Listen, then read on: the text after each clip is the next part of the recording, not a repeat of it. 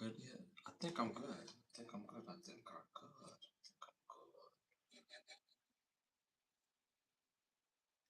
I think we good, y'all. What's popping, everybody? What's good? It's your boy Ashley Lovechild in the building. Yes, yes, yes, yes, yes. Let's get the show started. What's good, y'all? What's good, y'all? What's good, y'all? What's great? Thank y'all for tuning in to another episode of Can the Brothers Get a Rap podcast. I'm your host, Ashley Lovechild. I want to thank y'all for tuning and tapping in. This is episode 261. Excuse me, 62, which is a lot of episodes. And I want to thank y'all for tuning in each and every Sunday, each and every Wednesday at 10:30.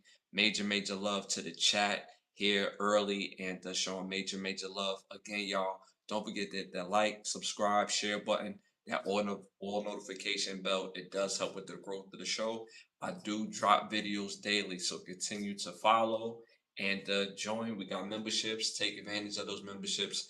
And I thank you for y'all support. I want to thank the presenting sponsor of this podcast, which is Button Snaps, where you get the finest of movies, shows, documentaries, and original content for your viewing pleasure of $4.99. We are on the road to 20,000 subscribers. We just went over 13,000. So it continue to build up. So again, I want to thank y'all for supporting the show. Again, don't forget to hit them likes and subscribe and that share button. And don't forget to follow and join the memberships. Remember, y'all, do not be an agent of chaos. Do not be a stain. A stain is somebody that's trying to stand out by being negative, have the ability to stand out by being positive. The only op we recognize over here is opportunity. Hate has a location. It's just not here. Let's get the show started. No further ado. First segment of the night, popular opinions. Oh, my bad, y'all. Quick shout out to the chat. I'm not gonna say every single person, but yo, shout out to the chat in here, deep, showing major love. Shout out to King P for that super chat. What do you think of the new Drake? What do you think of the new albums by Drake? Uh, I'm gonna save the super chat. I'm gonna save the super chat. Shout out to King P. Show major love, one of our longest holding members in on the pod. So again, shout out to King P. Shout out to Winter Breeze. First comment of the night. The loyal crew. Ashley in chat. Hello, Ashley in chat. Shout out to Hazel. Shout out to who's this? Well, shout out to Tremont in the building. Shout out to Elena. Shout out to Ebony in the building. Again, thank y'all for y'all support, and I appreciate it immensely. Let's get this show started. First segment of like popular opinions. This segment's brought by OUV Records, as you see it up here. Remember to go to Instagram at OUV Records and stay in tune to the latest music and merchandise. The label model is create, document, and inspire. So make sure y'all stay in tune at OUV Records at Instagram. All right, y'all. First question of the night, popular opinions. Y'all already know these are not my questions. These are the world's questions. So stick to the answers in the questions. All right. Biggest NBA letdown on this list. Biggest NBA letdown on this list. Number one, Pistons, Detroit Pistons. No, hold on, let me rephrase that. The question is biggest NBA playoff letdown on this list. Biggest NBA playoff letdown on this list. Number one, Detroit Pistons. Number two, the Celtics. Number three, the Nuggets. Number four, the Rockets. Again, let me know what y'all think about that in the chat. Again, biggest NBA playoffs letdown on this list. Biggest NBA playoff letdown on this list. Number one, the Pistons. Number two, the Celtics. Number three, the Nuggets. Number four, the Rockets. Let me know what y'all think about that in the chat. Let me know what y'all think about that in the chat. I would love to know your thoughts on this. Me personally, I know I love basketball. But for what I've seen in the playoffs this year, if you watch the Pistons, nobody expected the Pistons to go as far as they did. They have been perennially bad for a long time. They basically restarted their whole franchise, and it paid off, right? And they had a really big year, really big step. Nobody saw the Pistons going as far as they did, and mind you, they still got some upgrades to do, but it wasn't a letdown. So to me, they superseded what their expectation was. The Celtics, I think the Celtics, their expectations was kind of tame because JT was hurt basically all year. He wasn't even supposed to come back like this year. I wasn't expecting to see JT at all, not even the playoffs or anything. So when I seen him playing, I was like, oh, he's back. So and the Celtics were still kicking ass, but at the end of the day, I'm not going to say the Celtics was a big letdown because let's be honest, if everybody was healthy, Celtics, I mean, they play a style of basketball that's just, I mean, they get their wins, but to me, it's not a letdown when you had several guys hurt, you had some guys get traded. The Nuggets to me at this point in time is championship or bust every year. That's how I look at the Nuggets. You got the best player in the NBA. You got a great role team, a team that's been together for a while now. Experience matters in the playoffs. So I'm gonna say the Nuggets. I'm going with the Nuggets. Shout out to the chat. Shout out to King P. He went with the Nuggets in the chat. The Rockets, not really because I said it before they made the trade for Kevin Durant and after the trade for Kevin Durant. If you go, shout out to Ryan Hollins. Oh, he posted that the Rockets landed Kevin Durant, and I was very serious when I say, oh, they still a first round elimination team. And the people in the chat was mad at me, obviously Rockets fans, mad at me, pissed off. You don't know what you're talking about. You don't know basketball. Look what happened, right? Some people gonna say with an injury, they still, even if they didn't have injuries, they're not suited to make long playoff run, even with Kevin Durant. The team is not built for that as of yet. You still need a player who can basically create his own shot and create other shots for the other players. That's the biggest missing piece from the Rockets. So because they don't have that, is why I still had them going out in the first round. So to me, the biggest letdown in the NBA playoffs this year is definitely the Denver Nuggets, in my opinion. So I'm going with the chat. The chat said Denver Nuggets. I'm going with Denver Nuggets. 175,000 people voted on this. 35% went with the Denver Nuggets. They went with the Denver Nuggets. I can't be mad at that. I cannot be mad at that. Again, they agree with me. Uh, it's not many times where I would go with something, y'all go with something, and the rest of the world go with something. That's the rates are not that high. So the fact that everybody was basically right or favored the same thing says a lot. The Nuggets really have to think about. They have to entertain the fact that they may have to retool their team. They may have to entertain the fact or moving from Murray. They may have to entertain the fact that they have to look at younger players who's going to be available in the playoffs who fit a certain skill set. If you're going to keep Murray, obviously you're going to keep Jokic, but you have to entertain getting younger players that fit a certain skill set where they're going to be around for the playoffs. Because guess what? The Spurs is here. The Thunder is here. Minnesota is, oh my God, they literally a second option away from really being a real contender. The Lakers are still up and coming. I mean, the West is serious. So the Nuggets, they may want to entertain that factor. Shout out to Spot in the building. Appreciate you for tapping in. Hit the likes, hit the 100s. Helps with the growth of the show. He said Jesus is king. Appreciate the love. That's not his real name, but I get the sentiment all in itself. And shout out to you. Thank you for bringing that positive energy and positive vibe. All right, y'all. Moving on to our next popular opinion question. And remember, y'all, these are not my questions. These are the world's questions. So stick to the answers in the questions. Don't be making your own answers up, y'all. Okay. Favorite Mob Deep song on this list. Favorite Mob Deep song on this list. Number one, Survival of the Fittest. Number two, Quiet Storm. Number three, Shook Ones Part 2. Number four, Hell on Earth. Let me know what y'all think about that in the chat. Again, let me know what y'all think about that in the chat. Again, favorite Mob Deep song on this list. Favorite Mob Deep song on this list. Number one, Survival of the Fittest. Number two, Quiet Storm. Number three, Shook Ones Part 2. Number four, Hell on Earth. Again, let me know what y'all think about that in the chat. Again, let me know what y'all think about that in the chat. Shout out to my dog CC in the building. You already know the vibes, man. My dog in the building, my brother Ash, man, you already know. Again, the question is favorite Mobb Deep song on this list. Survival of the Fittest, number one. Quiet Storm, number two. Shook Ones, part two.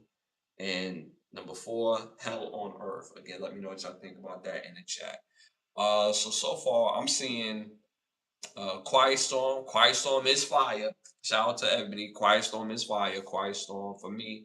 I love Little Kim on the remix. Fire. That one is fire. I will say that. I'm seeing Survival of the Fittest. I'm seeing a mix. I'm seeing a mix in the chat. So it's between Survival of the Fittest and Quiet Storm in the chat.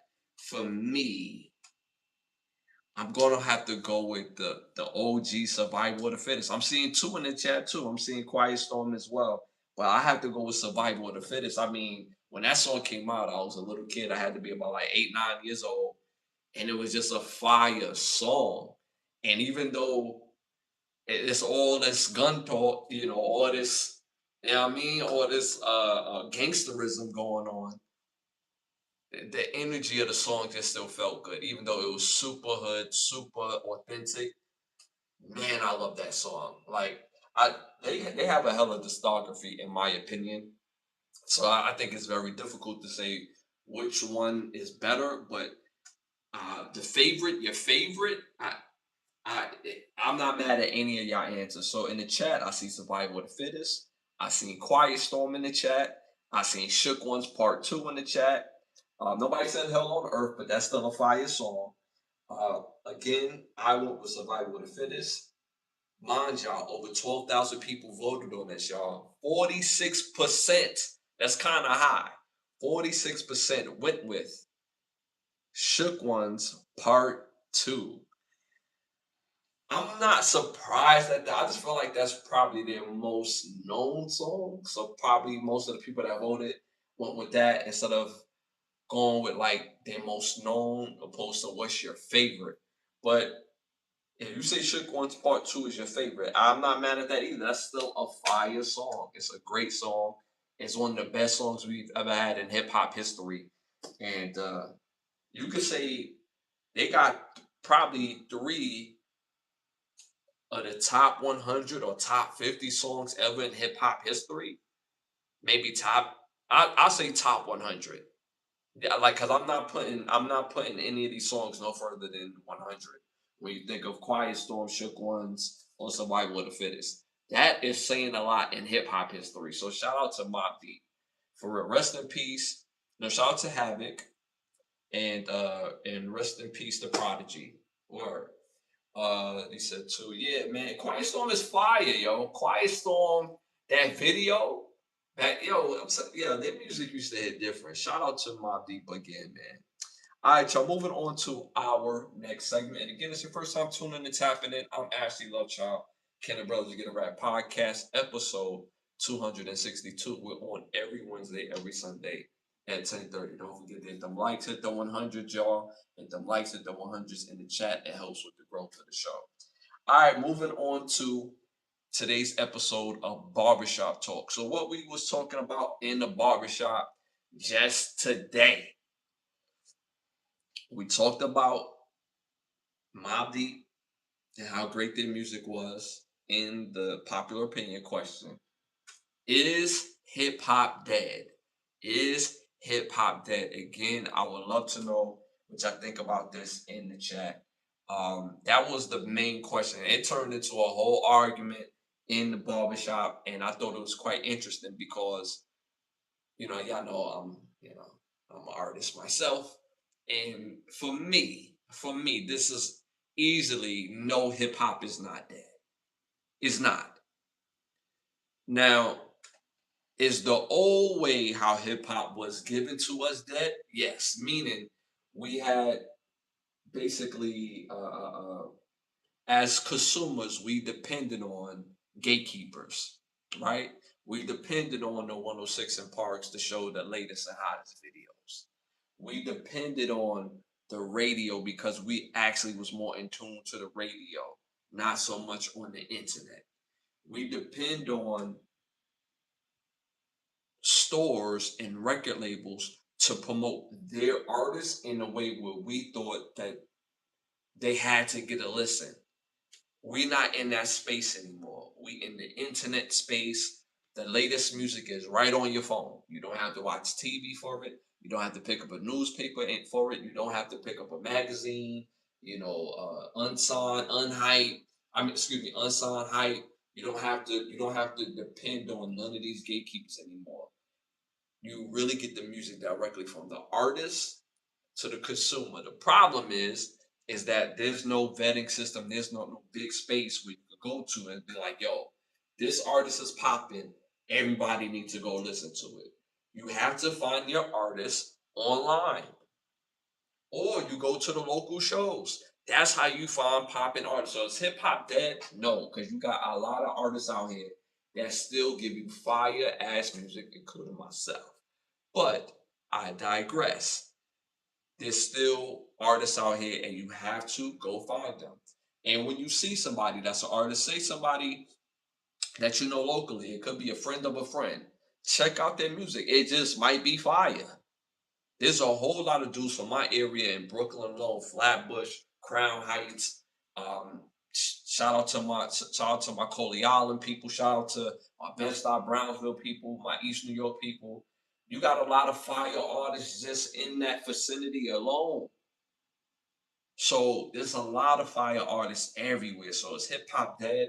No, and you have new artists out now who is hardworking, that give you music consistently, that have built their brand up, and that's how it is. So when somebody say is hip hop dead, and the biggest reason why it came about is because of the Drake album, and they asked that in the super chat earlier, is hip hop dead, or how what did I think of the Drake album? Listen, at the end of the day, you can't depend on what the industry gives you as their artist. No disrespect, and I don't want to name anybody name, but we got some terrible rappers out there for sure. We absolutely do. And they are being promoted because the powers that be in the industry wants them promoted. That's how that works. Now you do have other artists you may have never heard of, but they stay doing shows, they continue to make music, they continue to tie their brand from their music into their business, into something else, into podcasting, into all types of things. So you have to find them, and when you do, give them a real good listen, and you're gonna find some fire shit. So I disagree with the sentiment that hip hop is dead. A shout out to Ebony in the building. Hip hop isn't dead. People are just too lazy to look past the Billboard charts. Go listen to other artists and tell me the culture is dying. I love that. I love that. I love that word for word. I love that. That makes so much sense. And what people don't realize, when you see all these numbers, see a lot of people mistake something being popular, something being commercial, something being successful as to being good. Something can be successful and be terrible. Like we live in a day and age of streaming, getting eyes on the music, somebody hitting the play button. Doesn't mean it's good. This when something is popular, it's going to get eyes. That's how it works. That's what I'm talking about when the industry funnels the actual eyes of people on this particular artist. And it's like before this music came out officially, y'all heard this shit.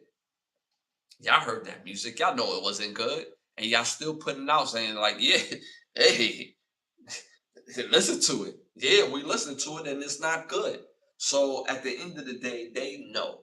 But you have to do your due diligence when people are saying hip hop is dead. It's not. It's far from dead. You got fire artists out here that could really spit, that really got great production, and that's really consistent.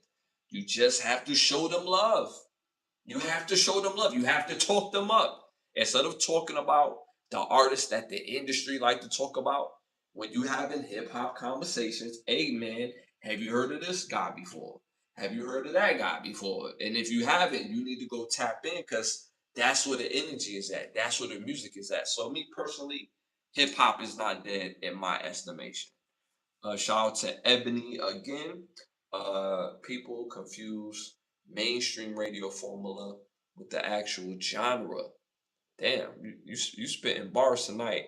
A real hip hop just went back to the roots. Independent, community driven, and lyrically sharp. Ebony, you on fire tonight. You on fire. Shout out to Ebony in the chat, y'all. Again, hit them likes, hit the 100s. It does help with the growth of the show. I drop videos daily. If this is your first time tuning in, tapping in. I'm Ashley Lovechild, and it's the Cannon Brothers Get Around podcast, and we're on episode 262.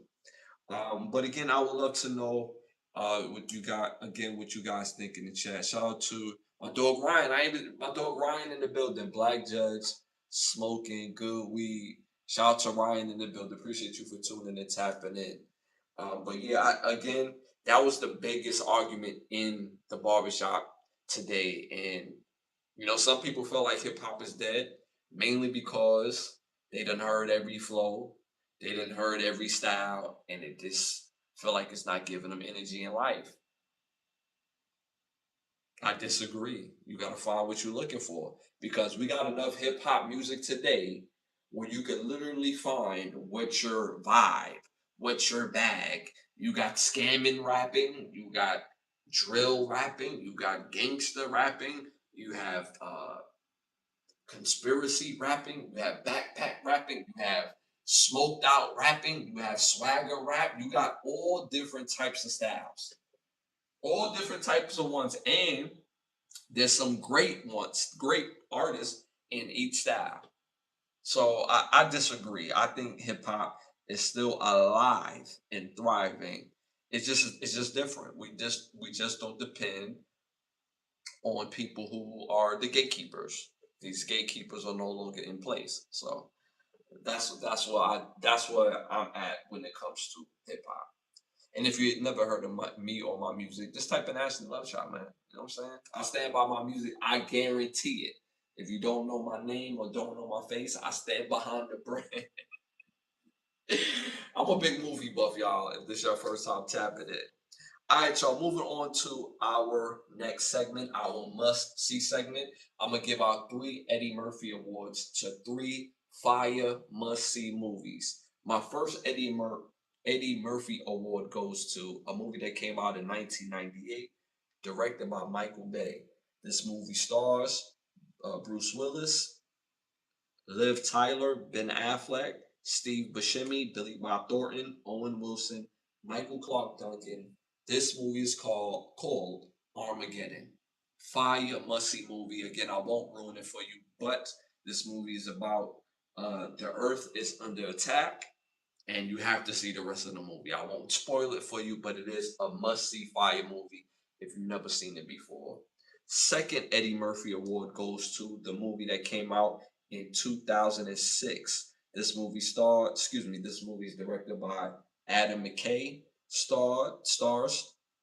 This movie stars Will Ferrell, John C. Reilly, Leslie Bibb, Luke Bingham, Sasha B. Cohen, and Gary Cole. This movie is called Talladega Nights, The Ballad of Ricky Bobby. This movie is absolutely funny. Funny, funny, funny.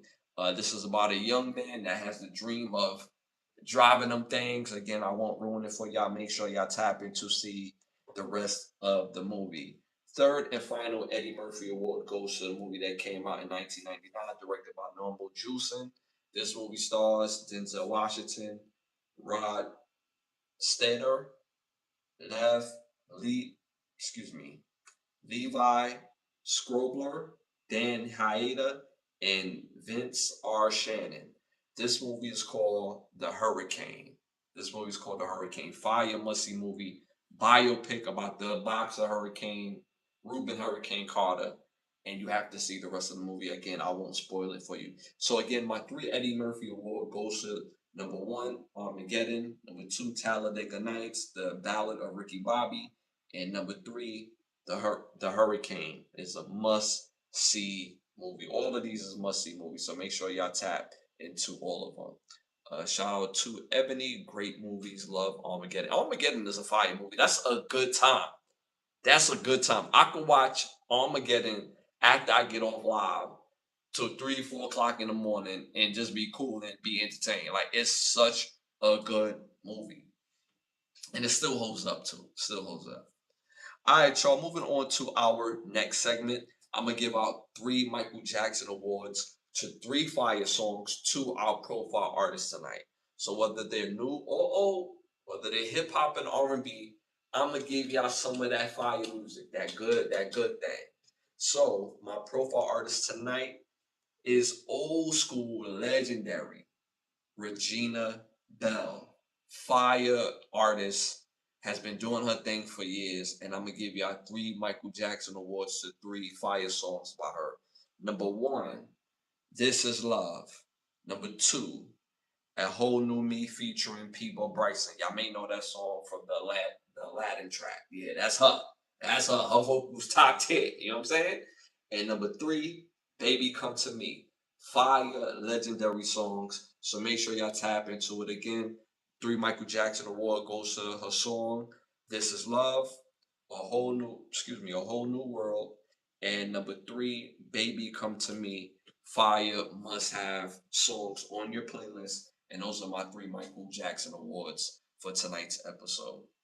All right, y'all, moving on to our next segment. Hey, man, we're about to book the flights. It's crazy outside. And you already know, send them to Turkey or no, send them to Turkey or no. Y'all know the rules of the game. We type in T to send it to Turkey, or we type in N not to send it to Turkey. First one of the night. A video goes viral of a man saying, if you're a brother, meaning, because y'all know I hate saying the word black, because that's not what we are. We not 3/5 of a person or people. We not mud. We not dirty. We not none of that, right? So that's why I don't subscribe to that. Okay. So again, the video goes viral that a man saying that the brothers, if you're a brother, if you haven't unalived another person by the age of 18, you're considered a sucker. Let me know what y'all think about that in the chat. Again, let me know what y'all think about that in the chat. Again, a man goes viral saying, if you're a brother and you haven't unalived another brother by the age of 18, that you're going to be considered a sucker. Again, let me know what y'all think about that in the chat. Again, let me know what y'all think about that in the chat. Are we sending him to Turkey? Type in T to send him to Turkey, or type in N not to send him to Turkey. I would love to know what y'all think about that in the chat. Me personally, this has to be one of the most idiotic things that I've ever heard of coming from somebody from our culture. This is somebody coming from our culture, gets up on a podcast and says this dumbass shit. Things like this hold back our community. It's like, yo, watch out. We trying to do something here, and you get this person doing this for clicks. Because this is what it's about. It's about the clicks. It's about people looking it up, right? And then dropping music. That's the difference between being famous and being known. People that sign up to being famous do and say shit like this that's gone by infamy. That's how you're famous, not because you're good or great at something. We're not no longer in the 80s and the 90s where basically fame was talent driven. No, fame is a talent all in itself. We have several people today that's out, that's famous, that doesn't have a talent. Their talent is to say things that are basically clickbaity, shock jockish, things of that nature. If this dude is an artist, because I didn't do too much uh, deep dive regarding this. If this guy is an artist, then you already know what this is hitting for. You already know this is clickbait, so you could go to the music, tap into the music, and see what he's talking about just so he could get what? The play. Because that's all that matters. Once you hit play, that's all that matters. Whether it's good or not, it goes back to being popular. And if this guy is not an artist and he's just somebody that's in the neighborhood, they gave him a platform to speak, for whatever the case may be, he's an idiot.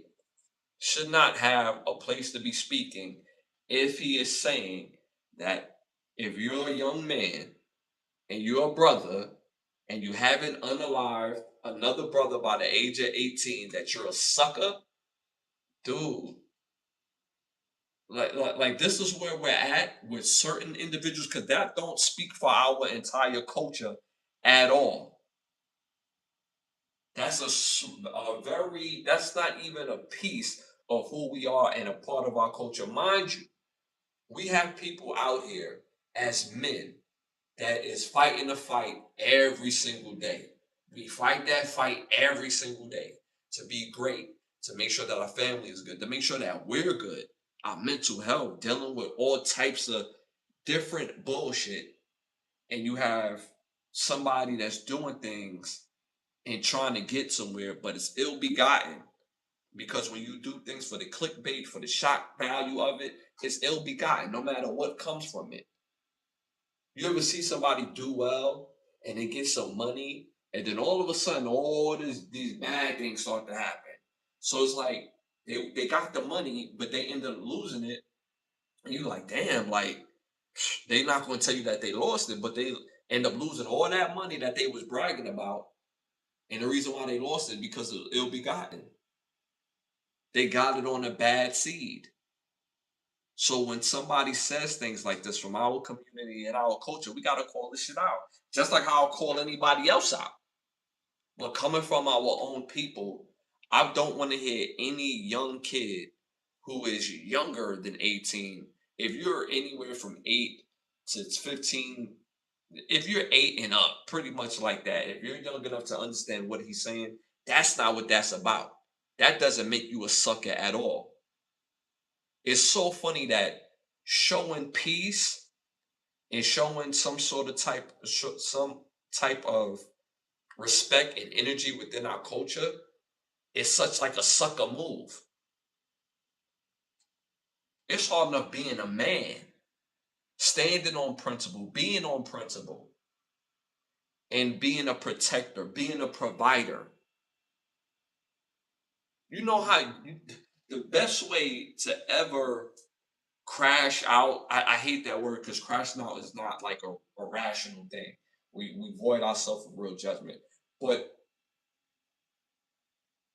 when I see people throwing their life away because their frontal lobe hasn't developed yet, meaning if you live long enough, you'll understand why you're here and what life is about and what you're willing to put your life on the line for.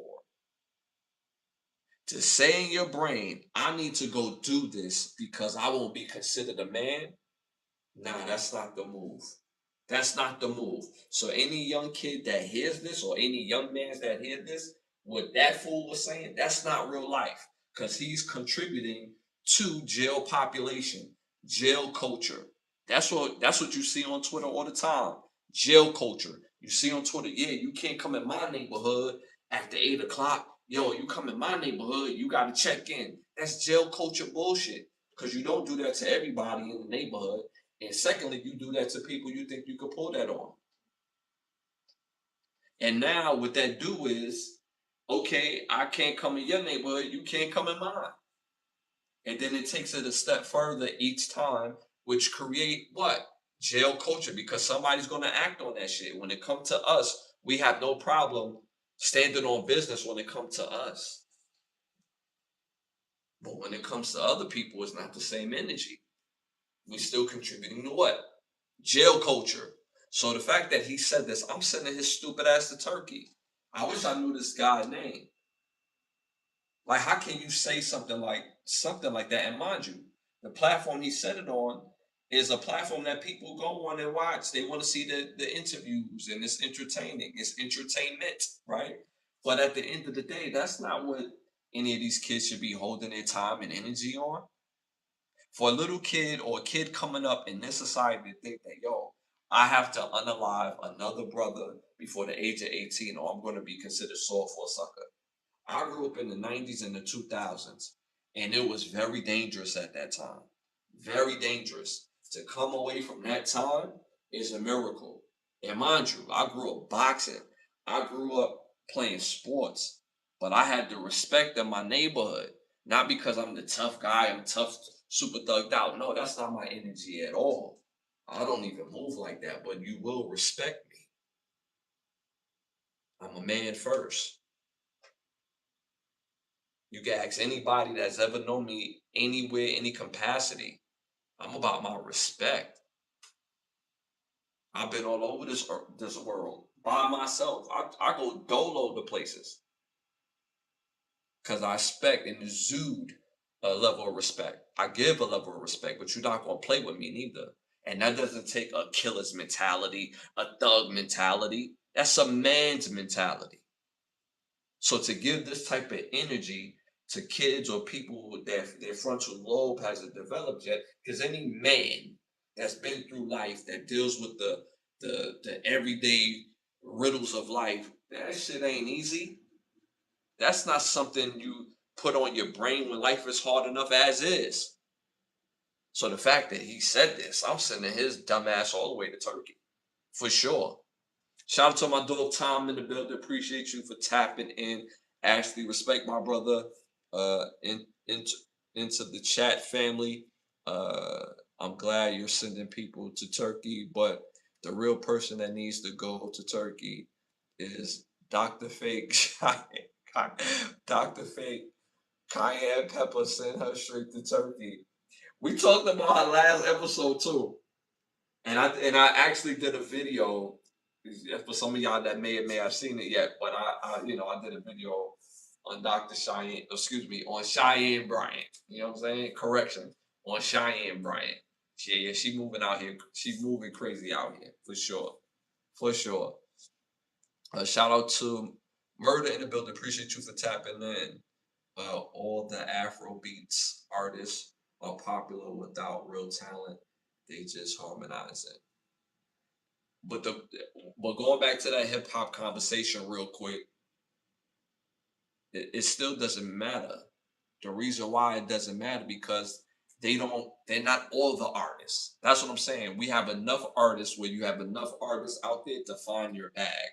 So regardless if you feel like they don't have talent, you know, there's enough artists out there that you can find the artists that you like. Is the point that I was making regarding that hip hop comment. So shout out to Murder. Hit them likes, hit the 100s. Uh, and shout out to the agency, uh, your spokesman. Uh, I'm trying to read between the lines. That's why when I go, I'm trying because some of the stuff I can't say online. Shout out to the agency, uh, your spokesman, Udi Pepples Ray J has taken the worst knockdown in celebrity history. He got knocked out while standing up. He fell down with the superhero lump. One wish. Oh my god!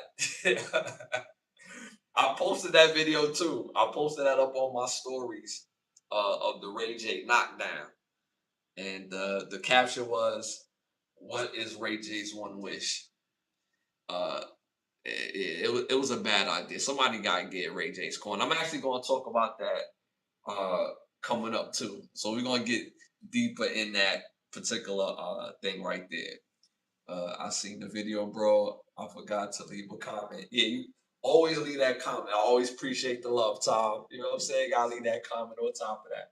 Oh snap! We got Big Paul in the building. OG, appreciate you for tapping in. Paul, hit them likes, hit the 100s. You already know it helps with the growth of the show. Wow, we got Big Paul in the building. What's happening? Yeah. So just to wrap up that sent him to Turkey. Again, that guy that said that if you're a young man and you're a young man and you're a brother and you haven't unalived another brother, you're considered soft. You pack him up, send him to Turkey. That's not somebody that anybody should be listening to. If anything, he did us a favor by showing his colors, his intentions on who he is and where he stands within our culture. Now we piece them out. A shout out to Tom. Full respect, family. Stay consistent and healthy. Yeah, man. Shout out to the chat, man. There's nothing but love in the chat. You know how we do here. We have the great conversation here. All right, y'all. Moving on to our next send them the turkey or no, send them the turkey or no. Again, y'all know the rules of the game. We type in T to send it to turkey. We type in N not to send it to turkey. Shout out to Paul. I just got here. And what am I hearing? Send him the turkey one-way ticket. Yeah, there was a guy. I don't know if he was a rapper or not. He was on a podcast, and he had said, by the age of 18, if you're a brother, if you haven't unalived another brother by the time of age of 18 or anybody else, then you're considered a sucker. So that's why we sent his dumb ass to Turkey for sure. Shout out to Ebony. This isn't just ignorant, it's dangerous. He's actively encouraging kids to ruin their lives just to prove something to strangers on the internet. Damn, yo, Ebony killing the game tonight. Perfectly said. Perfectly said. I love that. I love that. Shout out to Ebony in the chat. Y'all hit them likes, hit the 100s. Y'all killing it in the chat. Shout out to Tom, Max B, and French Montana. Needs to go to the moon. You cannot be talking about the great Big Daddy Kane, Brooklyn's finest, legendary lyricist. How y'all got Jay-Z and Biggie and Tupac.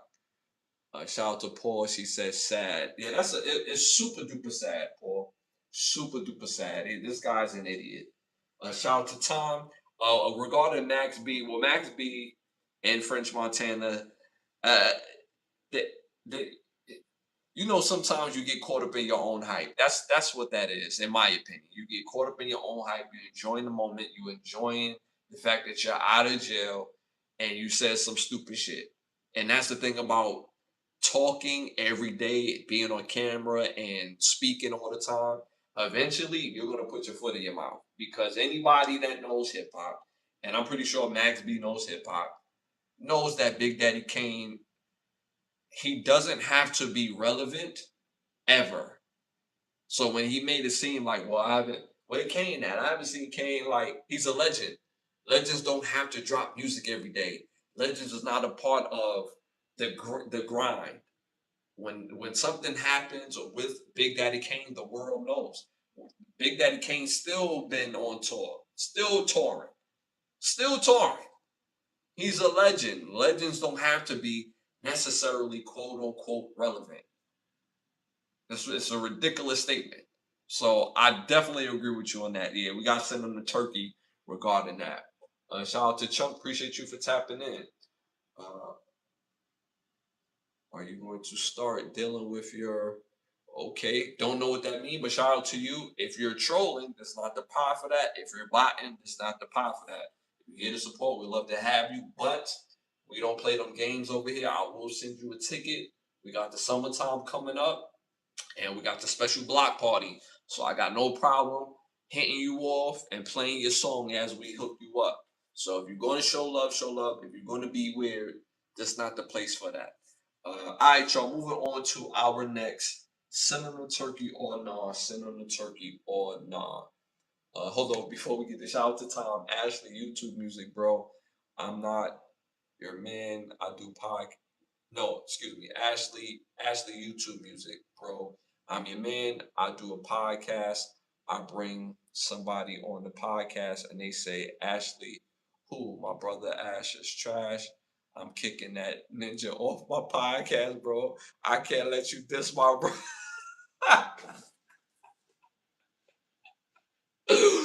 Hey, I appreciate that. You know what I'm saying? Tom, I appreciate that. You feel me? I appreciate that. You know what I'm saying? That's love right there. You know what I'm saying? No homo. Pause. All that. You know what I'm saying? That's love right there. That's a fact. Gotta kick them off. Can't talk crazy. You know what I'm saying? But put too much work out here. Out here. You know? So shout out to my dog Tom. That's a fact, man. You know what I'm saying? That's loyalty right there. You know what I'm saying? Feel me? All right, y'all. Moving on to our next send of the turkey or nah, send of the turkey or nah. Two NYPD cops from the Bronx are under investigation after they was caught throwing up gang signs in the picture Again, let me know what y'all think about that in the chat. Again, let me know what y'all think about that in the chat.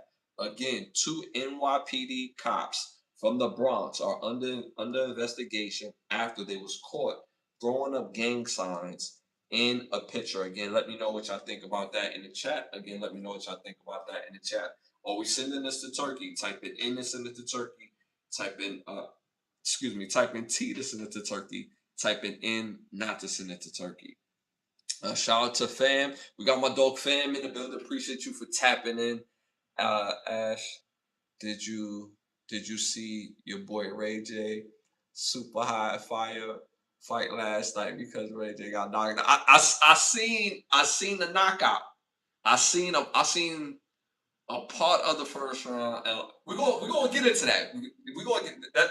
We're gonna get. That's actually a topic. That's actually a topic. We're gonna get into that. And I want to say what I gotta say for that. I did see it. To answer your question, we definitely gonna get into that. And I made a short of that too. I got a short of it, and it's hilarious because I got the 50 Cent a bunch of head boy in the background. I really wanted to put the Sonic coins in it, but I couldn't find the Sonic coins. You know what I'm saying? So shout out to Tom. Are they going to do? Are they going to Turkey? The cops send him to Turkey throwing up gang signs, where the Constitution does say that police officers can't throw up gang signs. Turkey. So we sending these cops to Turkey. Y'all saying send them to Turkey. T putting their jobs at risk for the reason send them to Turkey. Shout out to Paul. Ebony, people act in shock like the police haven't always operated like the biggest and most organized gang in the city. That's a fact. Shout out to Tom, fam, respect, stay consistent and healthy. You already know, my guy, you know what I'm saying? Hit them likes, y'all, hit the 100s. It does help with the growth of the show. But that's a fact. I got to send these dudes to Turkey, too. I'm sending these weirdos to Turkey. But I'm going to be honest with y'all. These are not the first cops that have other affiliations outside of their blue in the South. Okay? Y'all know where I'm going with this. There's been plenty of the good old boys that's been, that masquerade at police officers, and their heart is on clue time. Y'all get where I'm going with this? Clue. On that KK time, right? So I got to be careful what I say on YouTube. But they're not the first. They're not the first. So them wearing poo shiesties, throwing up gang signs in their New York City officer uniform, police officer uniform is idiotic and not smart. This is not the first time we've heard of this. Yeah. Yeah. So am I surprised? No. Are we sending them to Turkey? Yes. Stupidity is a crime all in itself. If you do move on that type of time, why let it be known? Isn't the purpose of true power secrecy? You already have the ability to do whatever you want with the badge, right? You have ways that you can move, right? In the eyes of legalities and the law. And if you're really on that type of time, if you're moving as a double agent, the true power is in secrecy. Now, why take a picture and now let it be known, putting your jobs at risk? They're going to find out who you are. So you're going to be gone, you're going to be suspended, and you're going to lose your job. Now, where's your power? How can you help whatever community that you represent? Just because you're from the community, that don't mean you're for the community. So again, it wasn't smart, but they still going to Turkey first class trip. Matter of fact, I wouldn't even send them on a first class trip. I'll send them on the longest bus ride to Turkey. I want them to think about that every second along the way. It's like, is there not a faster way of getting there? It's a much faster way of getting to Turkey. But I want you to slow hit you on the way. I want this trip very uncomfortable, a hot ass bus ride on the Greyhound, next to babies that keep crying, and a person that would not stop farting. That's the type of bus ride I'm gonna send them to Turkey on, because it was completely stupid regarding their part. Shout out to the chat. Uh, that's a fact. New York City cops been being corrupt since the been corrupt since the 60s. That is a fact. If y'all do y'all research, and he said the 60s for a particular reason, look up the 60s in New York City and who actually ran NYPD.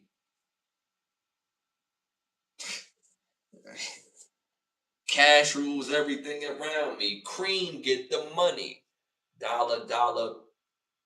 You feel what I'm saying? Yes. Yes. Shout out to Tom, the South, been corrupt since the beginning of time. You have judges, mayors, lawyers, the store owners down south that was running the towns, that was Klan members, that was moving in Indiana. That's a fact.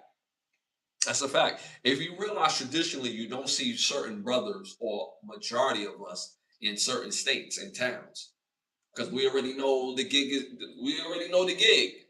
We know that there's sundown towns in the Midwest. That's why you don't see a lot of Brusnas all through the Midwest. You see them in popular cities like Detroit, like Illinois. Certain cities in Illinois like Chicago.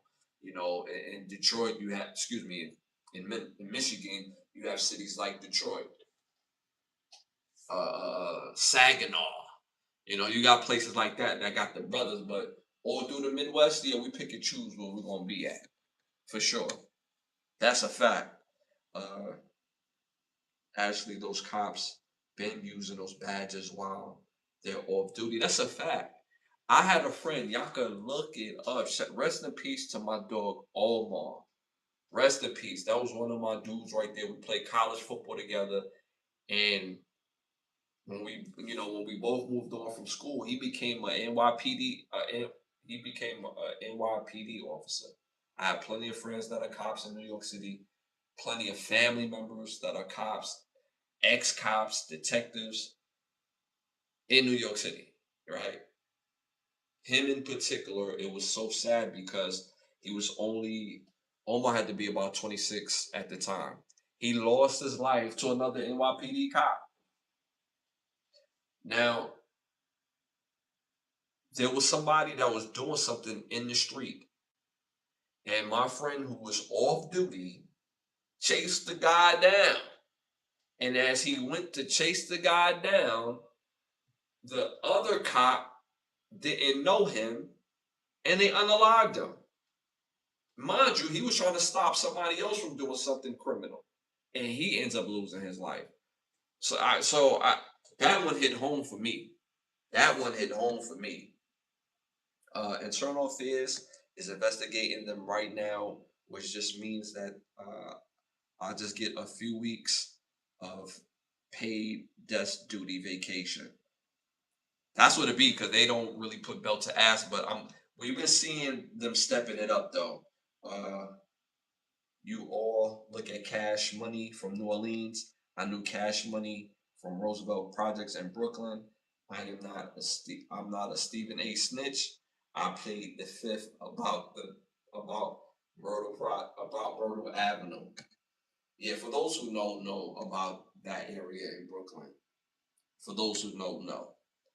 Chicago was also corrupt. The mafia had their hands on every major politician store around the corner in Chicago, and there was nothing like corrupt. And there's nothing like the corrupt L.A., Los Angeles, California. In each major city, we've heard of the corruption and the police corruption. So again, these two idiot cops, they're not the first. They won't be the last. But this thing has been throughout history. Money runs the world and will always run the world, especially in the 60s, or 50s, 60s, and 70s. If you had enough money, the mafia. You had drug pushers, heavy, big deal drug pushers. If you ever seen movies like Blow, if you've seen movies like American Made, These movies will blow your mind. Even the movie Scarface was built off of some sort of truth. It wasn't exact. Obviously, it was very, they put on, cinematically, but these movies come from a real place, the origin, and you've seen it time and time again. Police officers was in somebody's pocket. So this is not the first time we've done heard of this. A shout out to CC, Officer Tenpenny, and Officer Pulowski. Yeah, I know those names. I know those names. I know those names. I know those names. When you say I know those names, bro. If you say the case, I'll know the case. I know those names for sure. Remind me to mention Philadelphia, Washington D.C. That's why Baltimore looked trash, and they was trying to fix it. My father, born and raised in Washington D.C. At the age of 17, he lied on his birth certificate so he could become a cop early 1 year earlier. Right? He was a Washington D.C. police officer, and he didn't finish as a Washington. He said it was too crazy. It was too crazy. Drugs was running rapid, and there was quite a few police officers that was basically certain drug dealers' personal army. And because he didn't partake in the partake, he got up out of there. So much to the point, he got up out of Washington D.C. altogether. Moved to New York City. He didn't even think to become a cop in New York City. And this was Washington D.C. He was like, yeah, nah, I'm out. This ain't it. My father felt like he was gonna lose his life as a cop. He said that's how crazy it was. So he got up out of there. Got up out of there. That's a fact. You spitting facts. Shout out to Tom. Uh, they the corrupt cops from GTA San Andreas. Shout out shout out to CC. That game is a classic game. That's still a good time. I do like the new San Andreas, or the latest one, I should say, that they had out for the longest. But San Andreas is OG forever goaded because of the damn corrupt cops. Not only was the drugs crazy in DC, uh, Rayford Edmonds, what's the big man down there, and then he had the killings that was really made DC crazy, and Alpo went down there. Yeah, Alpo Martinez, yeah. And one show that I really love, and to me is one of the best shows ever in history, is The Wire. Oh, I love The Wire. But believe it or not, obviously, they had actors in The Wire, but outside of the guys who are like, the actors for real, a lot of those like reoccurring smaller roles were played by guys who was actually like active in the streets in DC and Baltimore. If you do the history and do the, do the research, these were some serious players, and then they, obviously out the game, and now they acting or whatever. But it was DC and Baltimore was crazy. It was crazy back in the 80s for sure. For sure. We have to remember the gangs that they had in Chicago and LA, Detroit, Philly. The Dean's brothers were helping the youth to read until the drugs hit the scene. That's a fact. That's a fact. That's a fact. So when you do the research, and see, my thing is when people do the research of this, all of this information, this shit right here is basically tragic tales, right? These are cautionary tales. For some reason, when people like start looking this stuff up, they look at like, damn, but they were successful at one particular time. Like it's aspirational. That shit is not aspirational because it's ill begotten. It's one thing to make some money, but if you make some money and then you end up losing it because it was ill begotten, bro, you wasn't supposed to have that shit. It's off the backs of pain. It's off the backs of death. When I watch American Made, if y'all have ever seen American Made, they was making so much money in American Made. They created fake banks,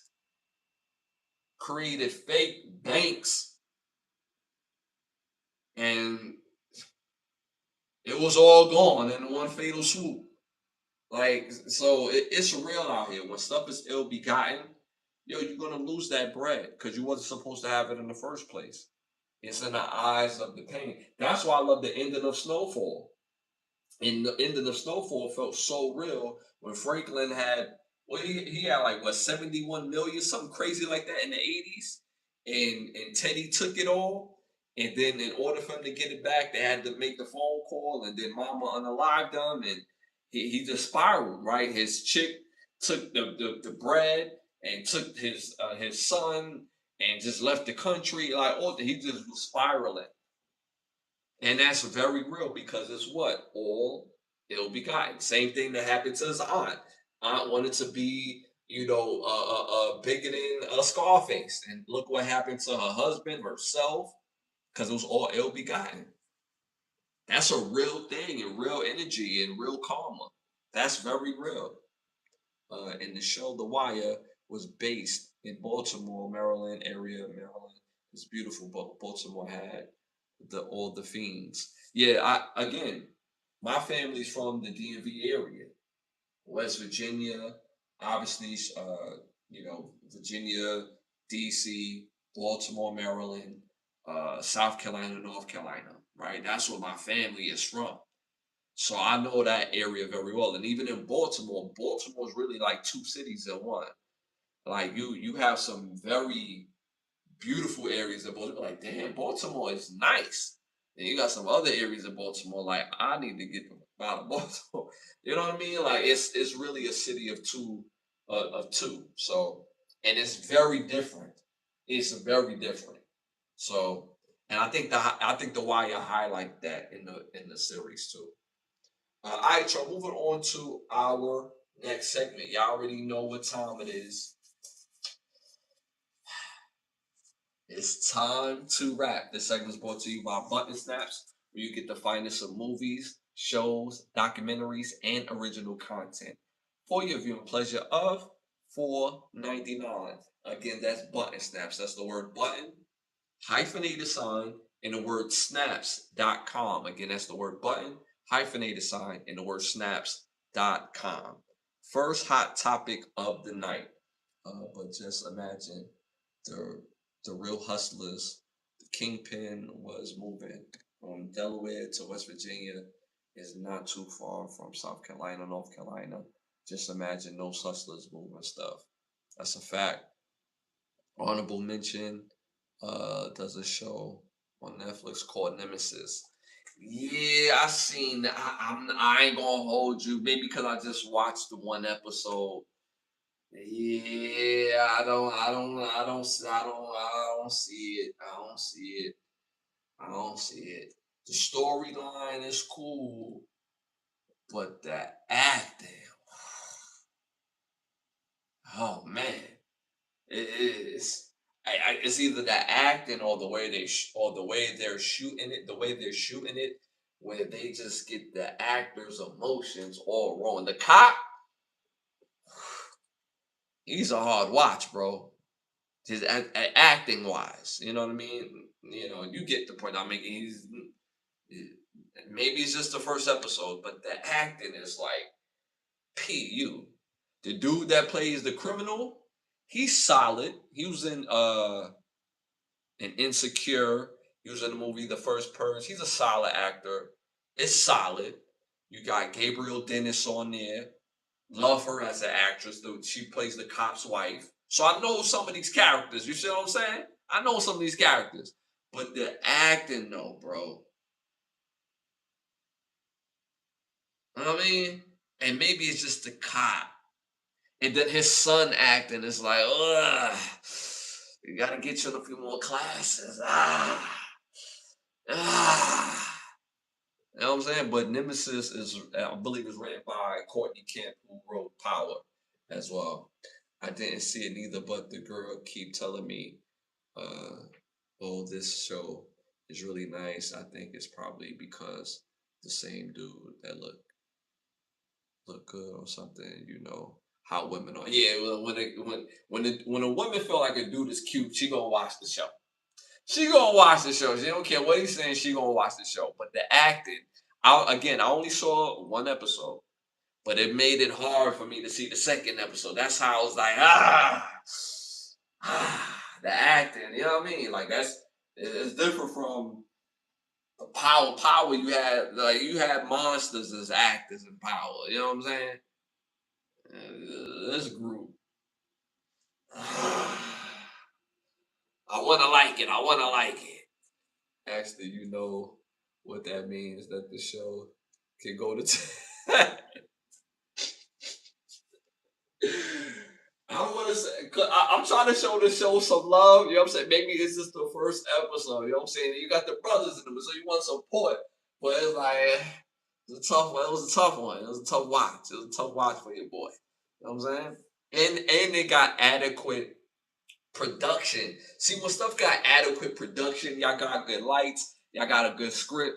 To me, the acting shouldn't be asked. If it's independent, that you tell when a movie you know what I'm saying, they just doing the movie. You know what I'm saying? It's like you excuse certain things, but when you got the production, you got the money, you got the company behind it. The acting shouldn't be you know. Uh, you actually know. Oh, so I just see that. I just see that one. The YouTube redacted it. YouTube redacted it. All right. So again, it's time to wrap first segment of the night. A quick shout out. I was just about to pass it. Pass it. Again, what not again? Shout out and rest in peace to legendary rapper Rob Bass. For those who don't know Rob Bass, I know y'all know his music. His music has last for the last what 40 years. 40 years. If you're a fan of hip hop, you heard of DJ Easy Rock and Rob Bass. You've heard of the song Joy and Pain and It Takes Two. You cannot be a hip hop fan, a fan of hip hop, and you don't know It Take Two to make a thing go right. You've heard that song, you've heard that sample. That was by DJ Easy Rock and Rob Bass. I remember when this song came out, I was a little boy. And this song had hip hop culture in a chokehold. And the video was super duper fire because he did it in the hood. He had the whole community come out, the whole community dancing, and the song was fire. That song was so big. Rob Bass was able to perform that same song and tour for the next 40 years. And artists who obviously sampled the music, he made majority of the money because it was his song they sampled. So shout out to legendary DJ, excuse me, shout out to DJ Easy Rock, but rest in peace to Rob Bass. Shout out to Rob Bass, man. Super duper. And that song was a real hit. When somebody say, "Oh, I got a hit, I got hits, bro, I got hits, bro," that song is a real hit. That song right now could get played at the party right now, and it will be rocking. At the cookout, that song will be rocking. At the concert, while you're waiting for the artist to come on stage, it will get the crowd going. That song is a cheat code. So again, rest in peace to the legend Rob Bass. Damn, 40 years of touring just off that one song. And mind you, he had other songs like Joy and Pain. Joy and Pain go hard in the paint. But those two, bro, nuclear bombs. Again, shout out to Rob Bass. It takes two to make a thing go right. I don't care what party was ever. I don't care what party. I don't care what party I was ever at. Every woman was getting up, even grandma. That's a fact. That song is a cheat code. It take two to make a thing go right. That song is a cheat code. And he was able to tour and feed his. That's the true power of ownership in hip hop business. That's why that shit matters when you own your music or when you own lion's share of your music. When you don't sell off the catalog, you could perform that same song for the next 40 years of your life and keep food on the table, keep the lights on. That's a true hit. Shout out to Rob Bass and rest in peace. Even my stuck up auntie got up and danced, on the floor. What date? What date, Bootsy Badass? Uh, what's that mystical song my pops thought was James Brown and said that boy sound like James Brown. Son and pops, my uncle, everybody got up on the dance floor.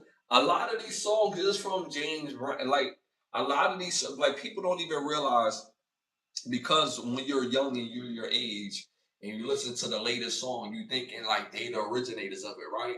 So when you think of the older artists like a James Brown who's legendary, and you're like, yo, that's a James Brown song. And you're like, hell no, this is a Bootsy Badass. Like, hell no, nigga, this is James Brown.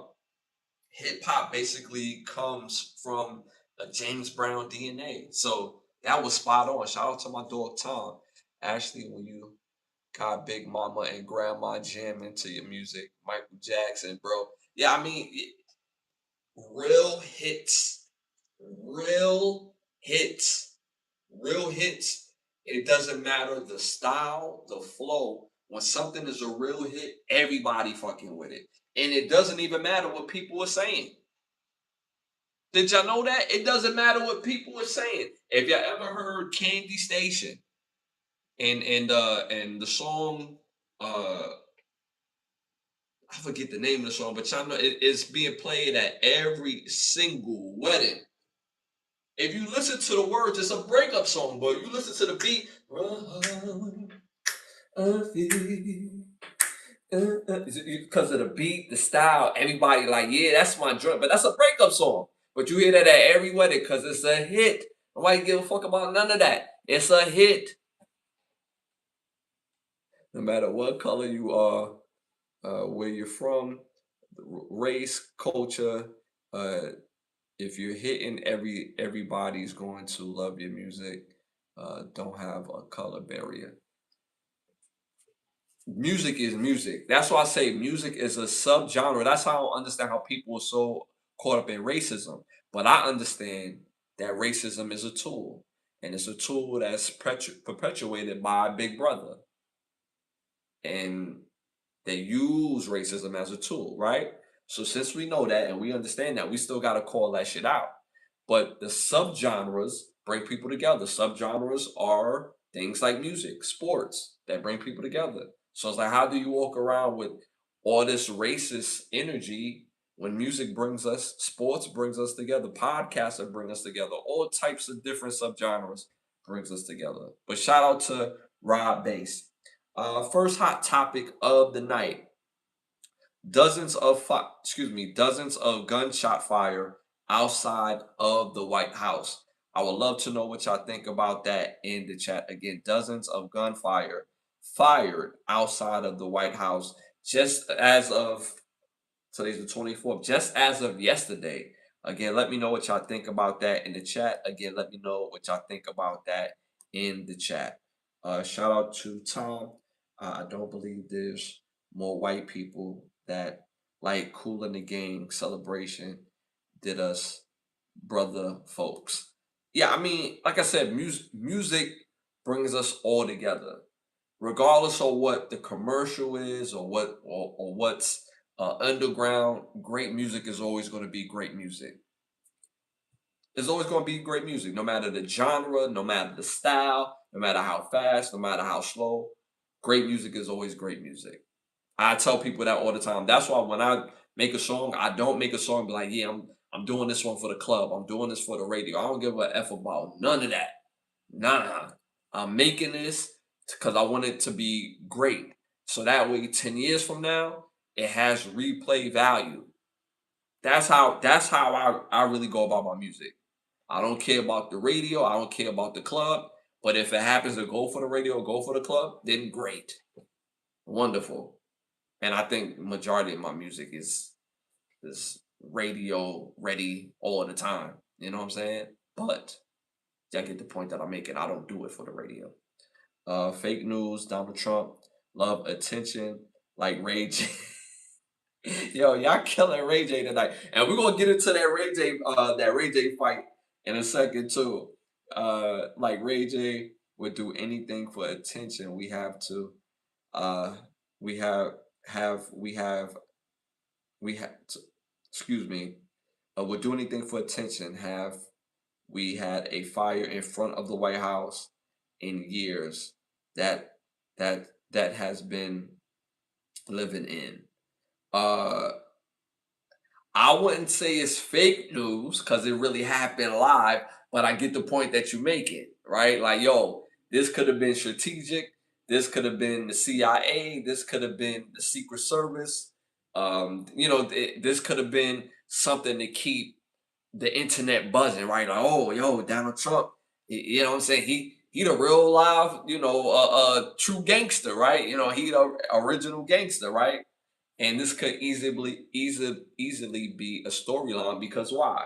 It's the White House, it's the Secret Service, it's Donald Trump, easily.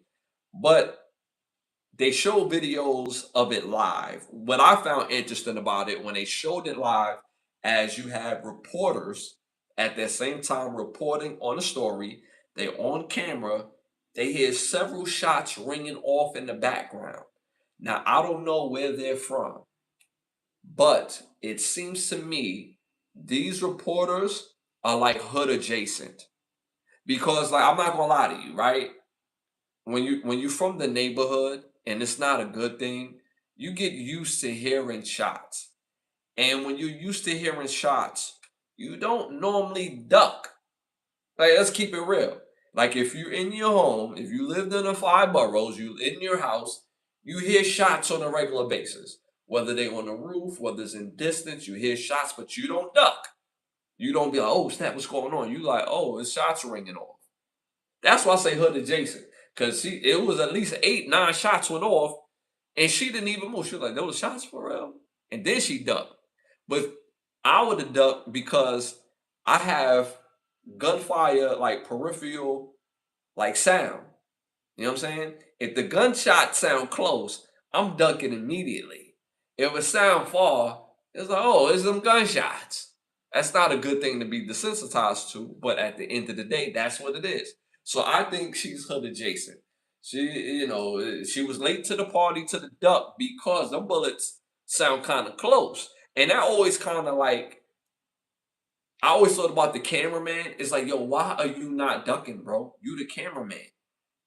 Why, like, I don't understand how you slow to the party. Even if you the cameraman, but you could get hit. You know what I'm saying? So I just never understood that, me personally. But it could definitely be fake news, but I'm not sure, bro. I mean, at the end of the day,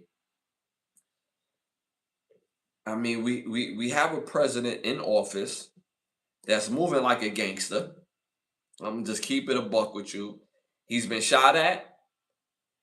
He has papers put on him. He's been accused of being a part of all different types of scandals. He's been charged for gape.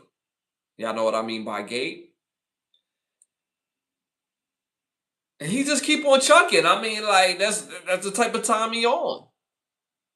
It's like, and that's how he's moving. Like, oh, word, and today that, oh, and we got stuff to do. I don't know nothing about that. We got stuff to do. That's how, in my opinion, he's moving.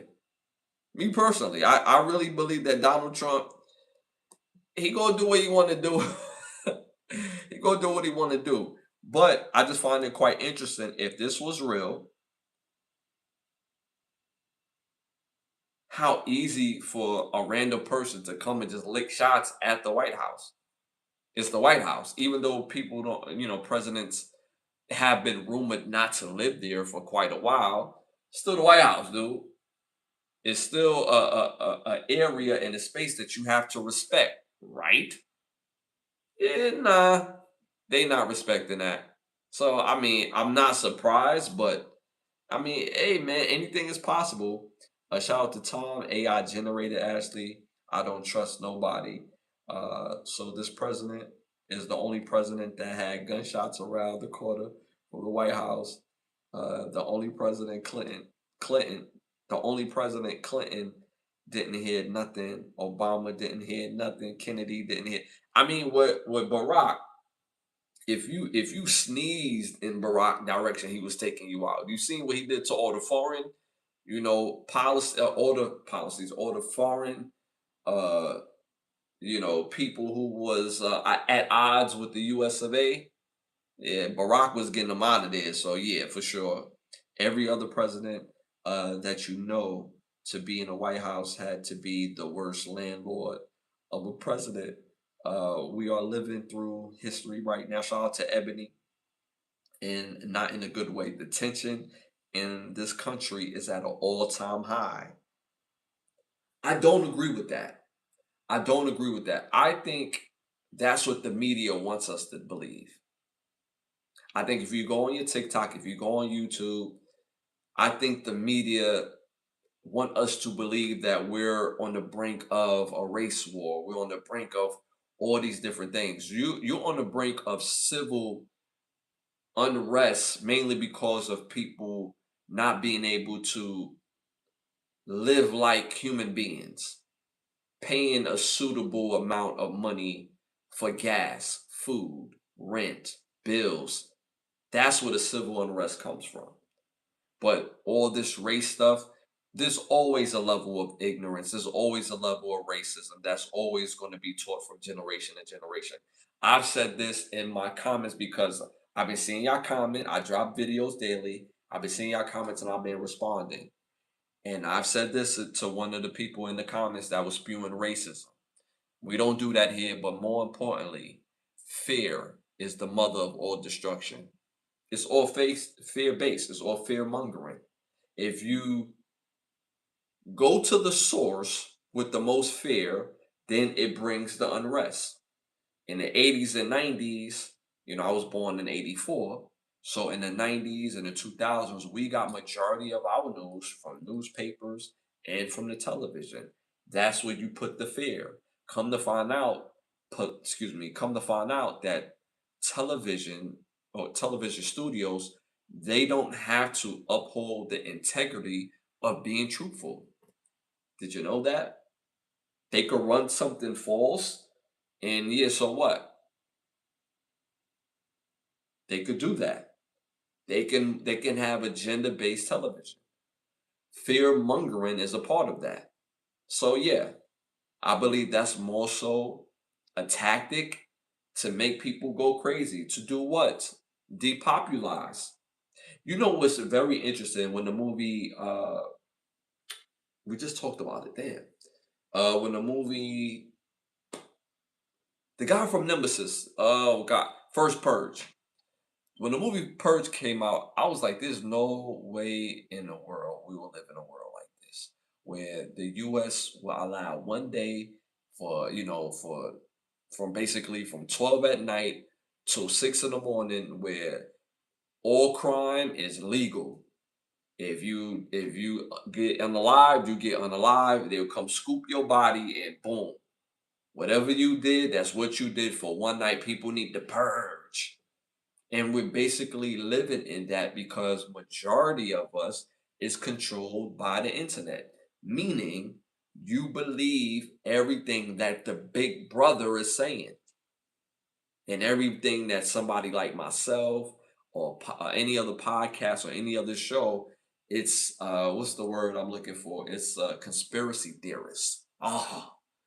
Ah, it sounds good, a lot of word salad, but if you do your research, if you read like how I do, if you read like how anybody else do, and you have access to read and do research and not just Google, you see it for yourself if you read between the lines. So I believe it's more of a scare tactic, it's a fear mongering tactic where you continue to get brothers against whites, you get the poor against the rich, have and the have nots, the big people versus the skinny people, or any other type of parallel you want to have, or opposition that you want to have. That's where the fear mongering comes from.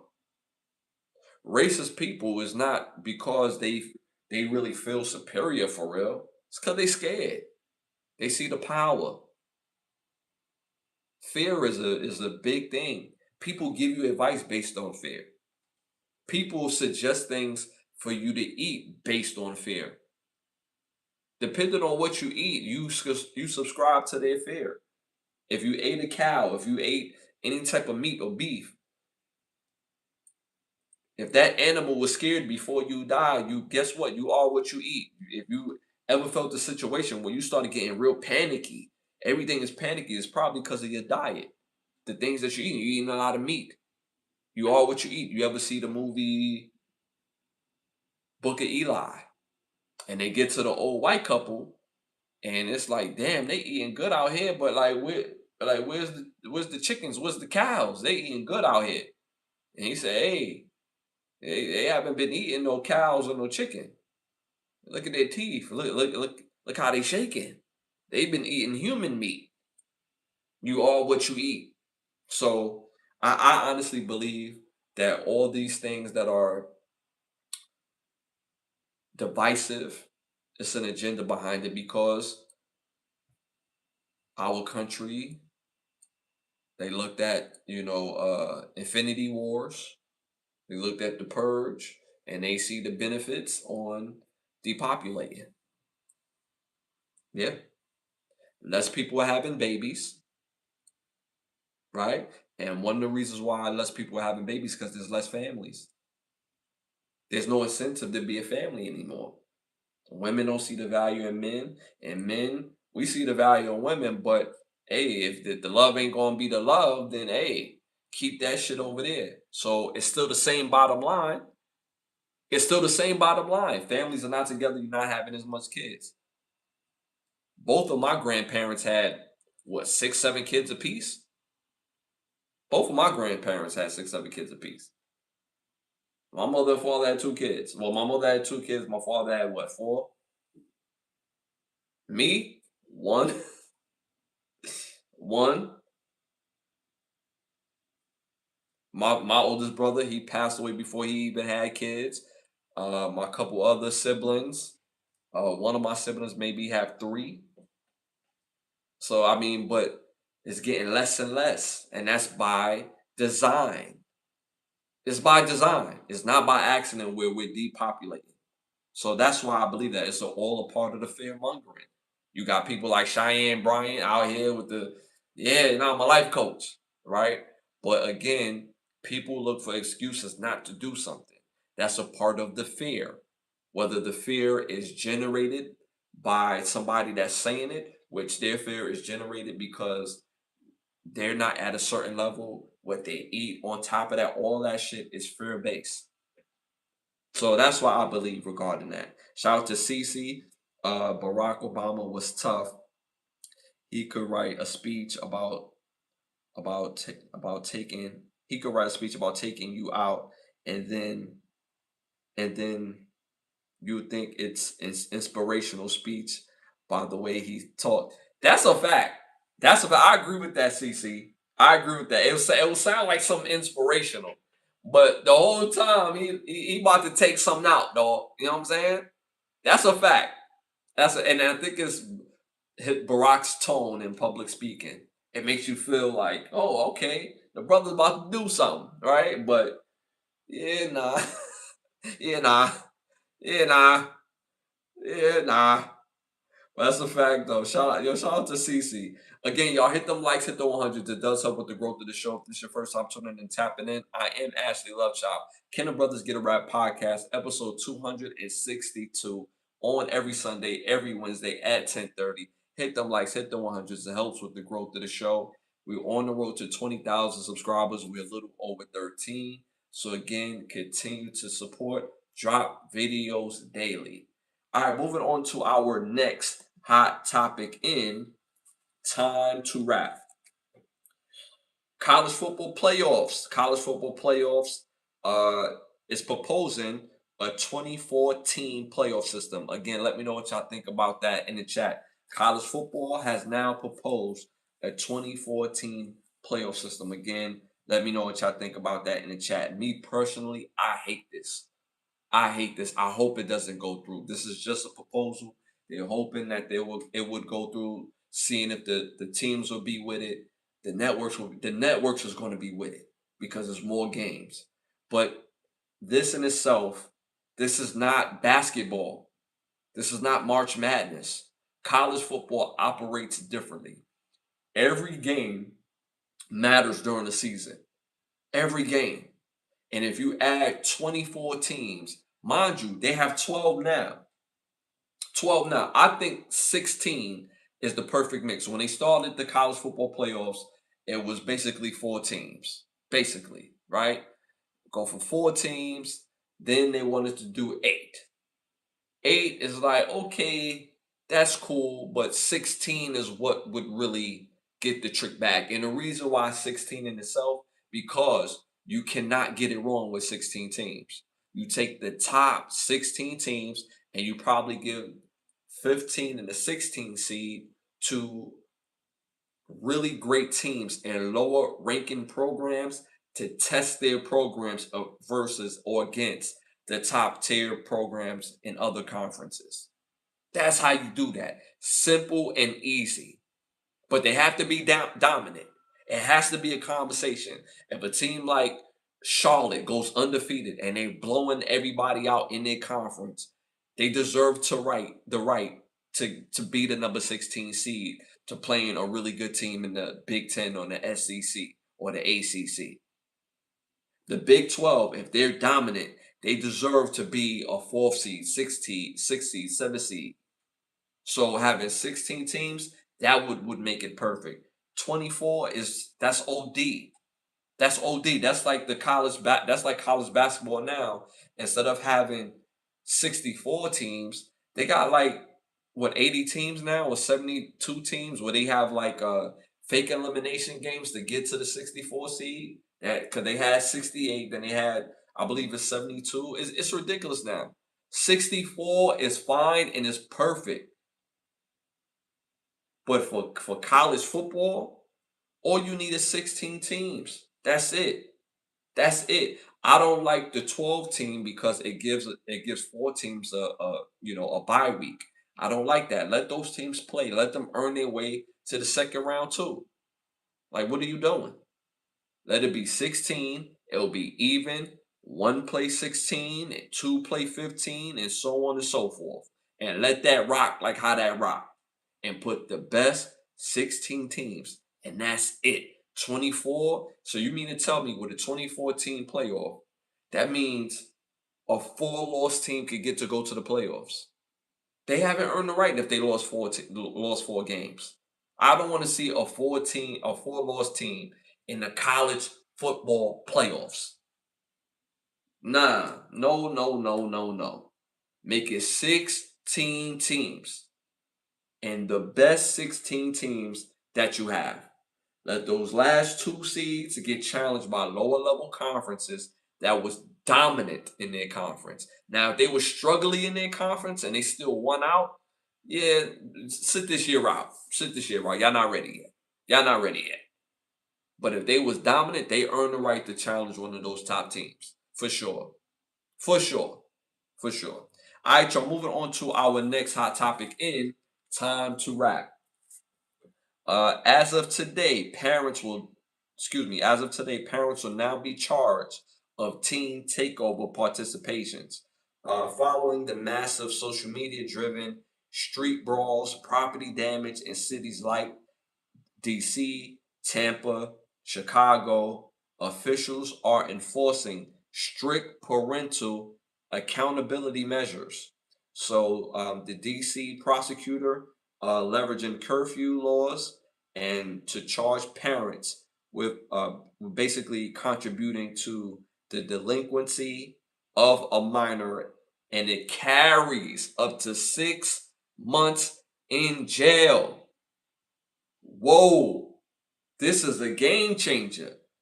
You mean to tell me teens that participate in takeovers and wilding out or whatever they may call it, damaging property, getting into brawls, all these different type of things, the parent can now serve 6 months in jail or in prison.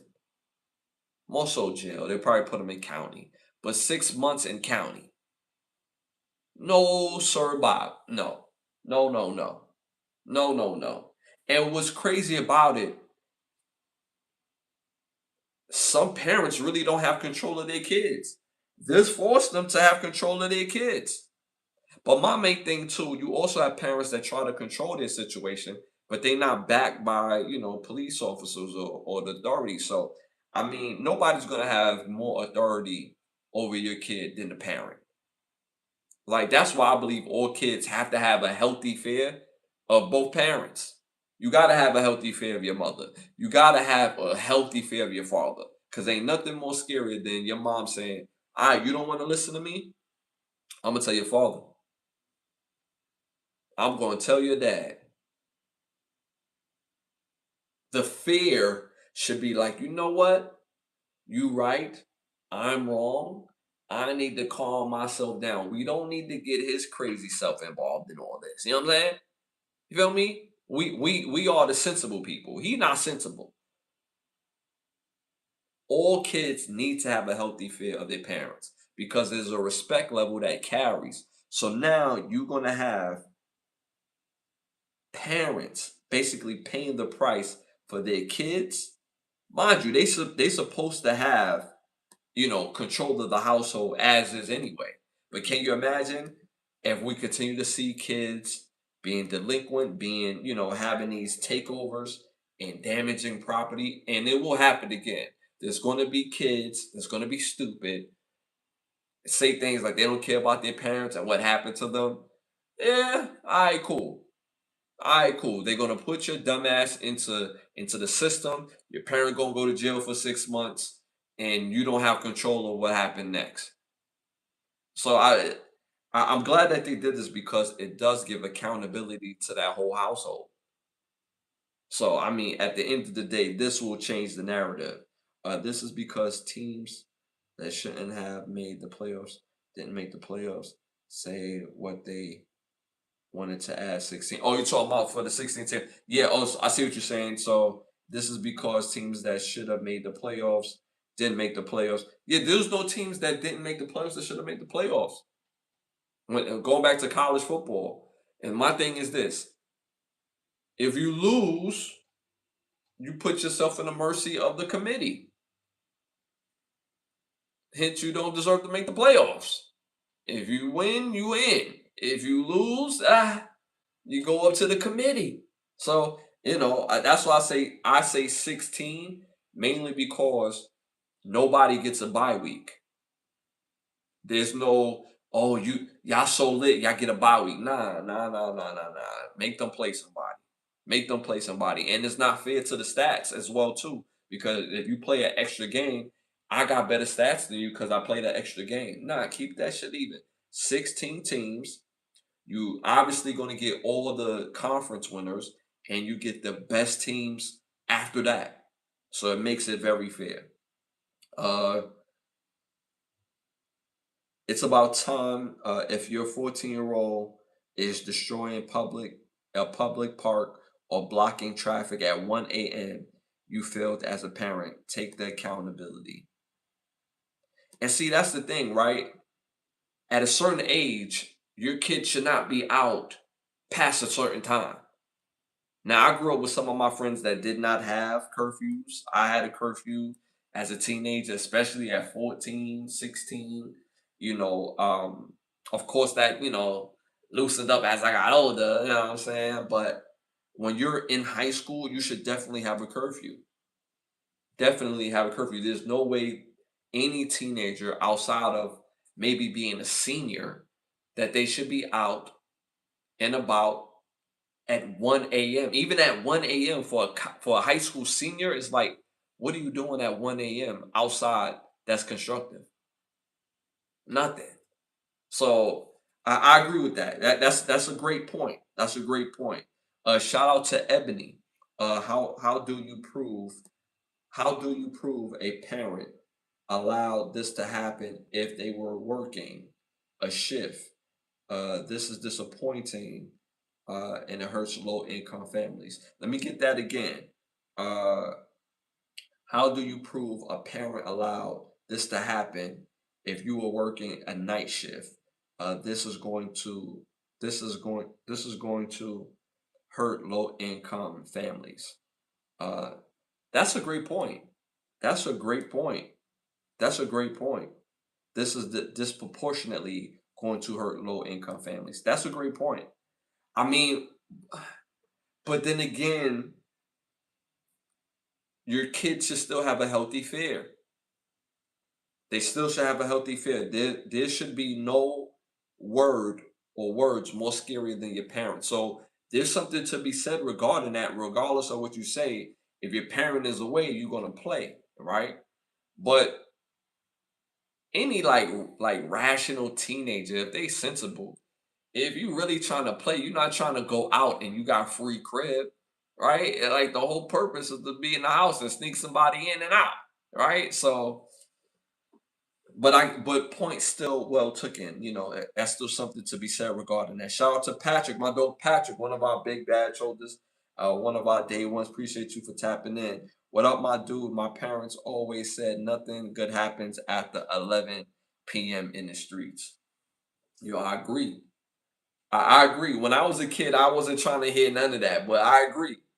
I agree. I ain't gonna hold you. Man, up until like 17, I think 16ish, I think I moved out and moved in with my father at 16. But like even at 16, once it hit like 11 o'clock at home, I'm smooth jonesing on the phone. Hey, yeah, girl, I like that skirt you had on earlier, right?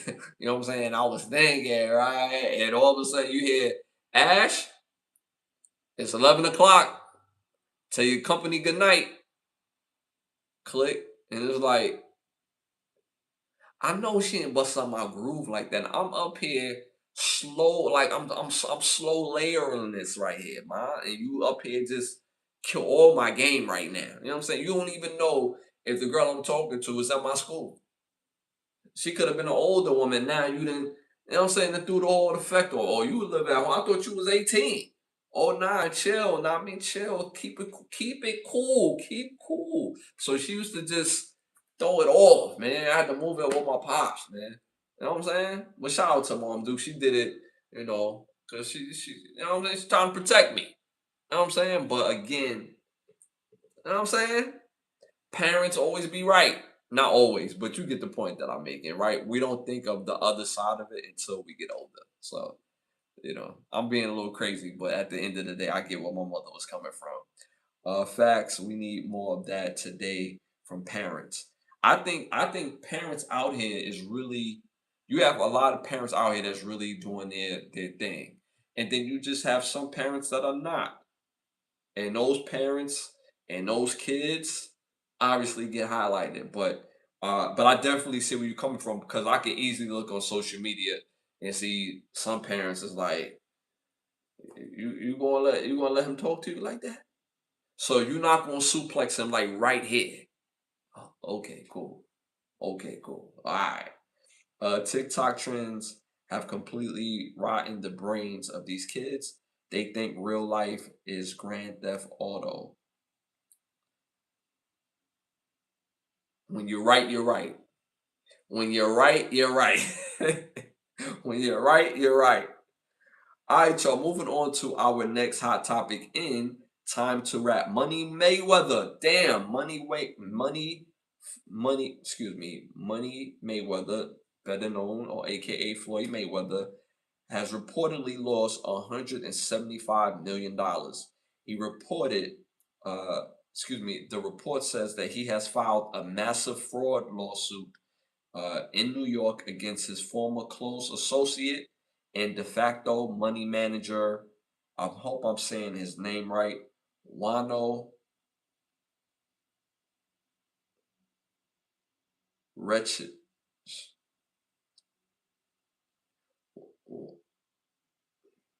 Let me try this again. Wano Rechains. So he filed a lawsuit against him. He accuses Rechains and several other co-defendants, including, damn, these dudes,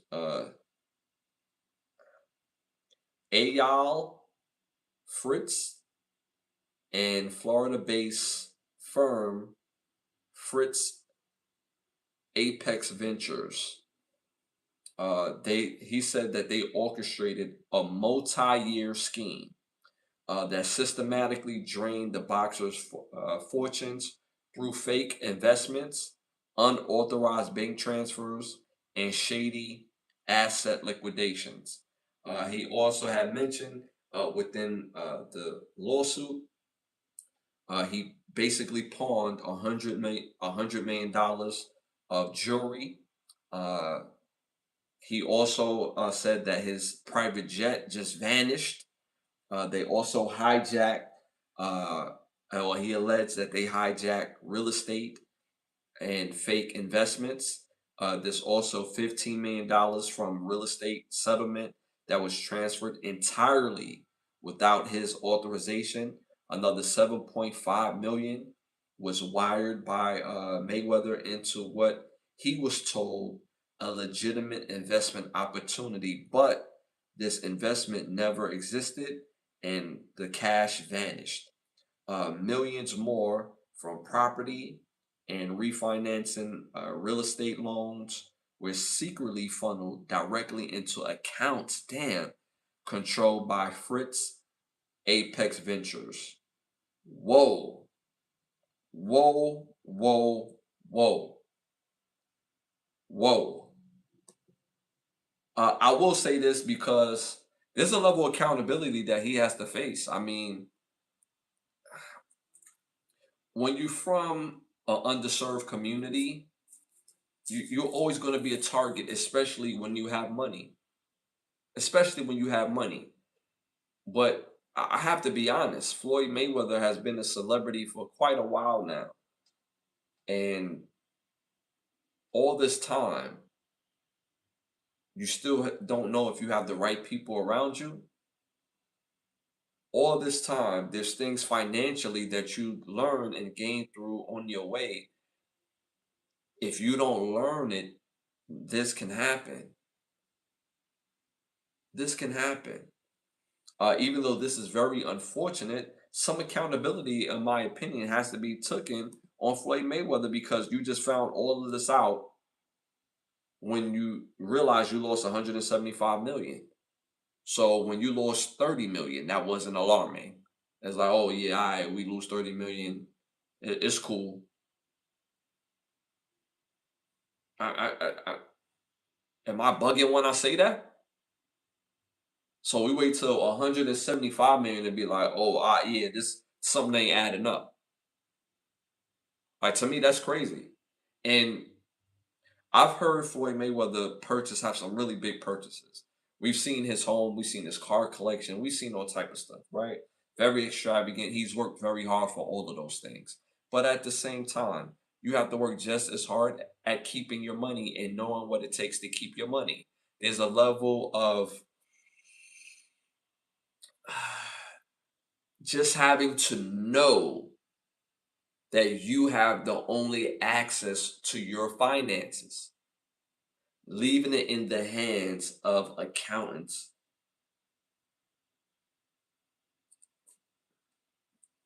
Floyd Mayweather is not the first person in history to have a whole lot of money and to lose it due to shady accountants. And mind you, this is all alleged. But these are some serious things. I mean, this is not an easy pill to swallow. He can make that up in one fight, I believe. He has upcoming fight with Manny Pacquiao. He needs LeBron's team behind him. 50-0 in the ring, but 0-1 against a pen and a paper. Damn. How do you let someone take your whole private jet? That's another good question. That's another good question. Damn. That's what I'm saying. Like, there's a level of accountability. Excuse me. There's a level of accountability that has to be taken on this. Now, mind you, Patrick, you're right. Floyd Mayweather is the type of fighter he can make that type of fight, that he can make that type of money in the next fight. But the purpose that he shouldn't have to. That's the whole point. Shouldn't have to. We so conditioned to trying to get something that we already lost when we shouldn't have lost it at all. He put himself, his body, his mental health, his family life all on the line because he did not do the due diligence. Appearing as rich is not the same thing as being rich. And what that means is not doing the due diligence and protecting your money. What's the purpose of putting your life on the line? And when people don't realize boxing, you put your life on the line. You could actually not walk away. You could actually not be able to walk out the ring. You could actually become paralyzed. You put your life on the line when you enter that ring. It's real business. And for him to be as great and outstanding that he has been, no matter how much it is, whether it's 175 million, whether it's 200 million, 300 million, whether it's $2, when you do all the things that you done, accomplish all the things that he accomplished, you want this shit to show for it. You don't want to be somewhere in your 50s having to pawn $100 million in jewelry. They said right here that he pawned $100 million in jewelry and was only able to get 13 million of it. Only able to get 13 million in jewelry back. Because y'all know, just because you paid for something, that don't mean when you go to the pawn shop, that's the value that they're going to give you, right? They do it on the weight. And I'm pretty sure he got some heavy pieces. But at the end of the day, $100 million worth of jewelry could only get him $13 million. So obviously the value is not that high. It's not that high when you spend $100 million and only able to get 13. $13 million is a lot of money. But when you give away 100 to get back 13, it's not. The value in itself is crazy. So again, he has to absorb some sort of accountability regarding this. I'm sorry, he has to. Because again, on one aspect, they said you have a vanished private jet, another 15 million from a rental settlement was transferred entirely without his authorization. How did they get access? So that means if they was able to do this, they had power of attorney. They had power of attorney. This is not the first time this happened. This is probably the first 15 million, that amount allegedly, but they've always had access to his money. To move $15 million, if you know you're supposed to get $15 million and you don't see $15 million, you like, hold on. That 15 didn't come through. All right, I'll wait. It's cool. It's 15 million. I'll wait. No, that's not everyday money. So again, he let this stuff accumulate and see the behavior of these people to wait.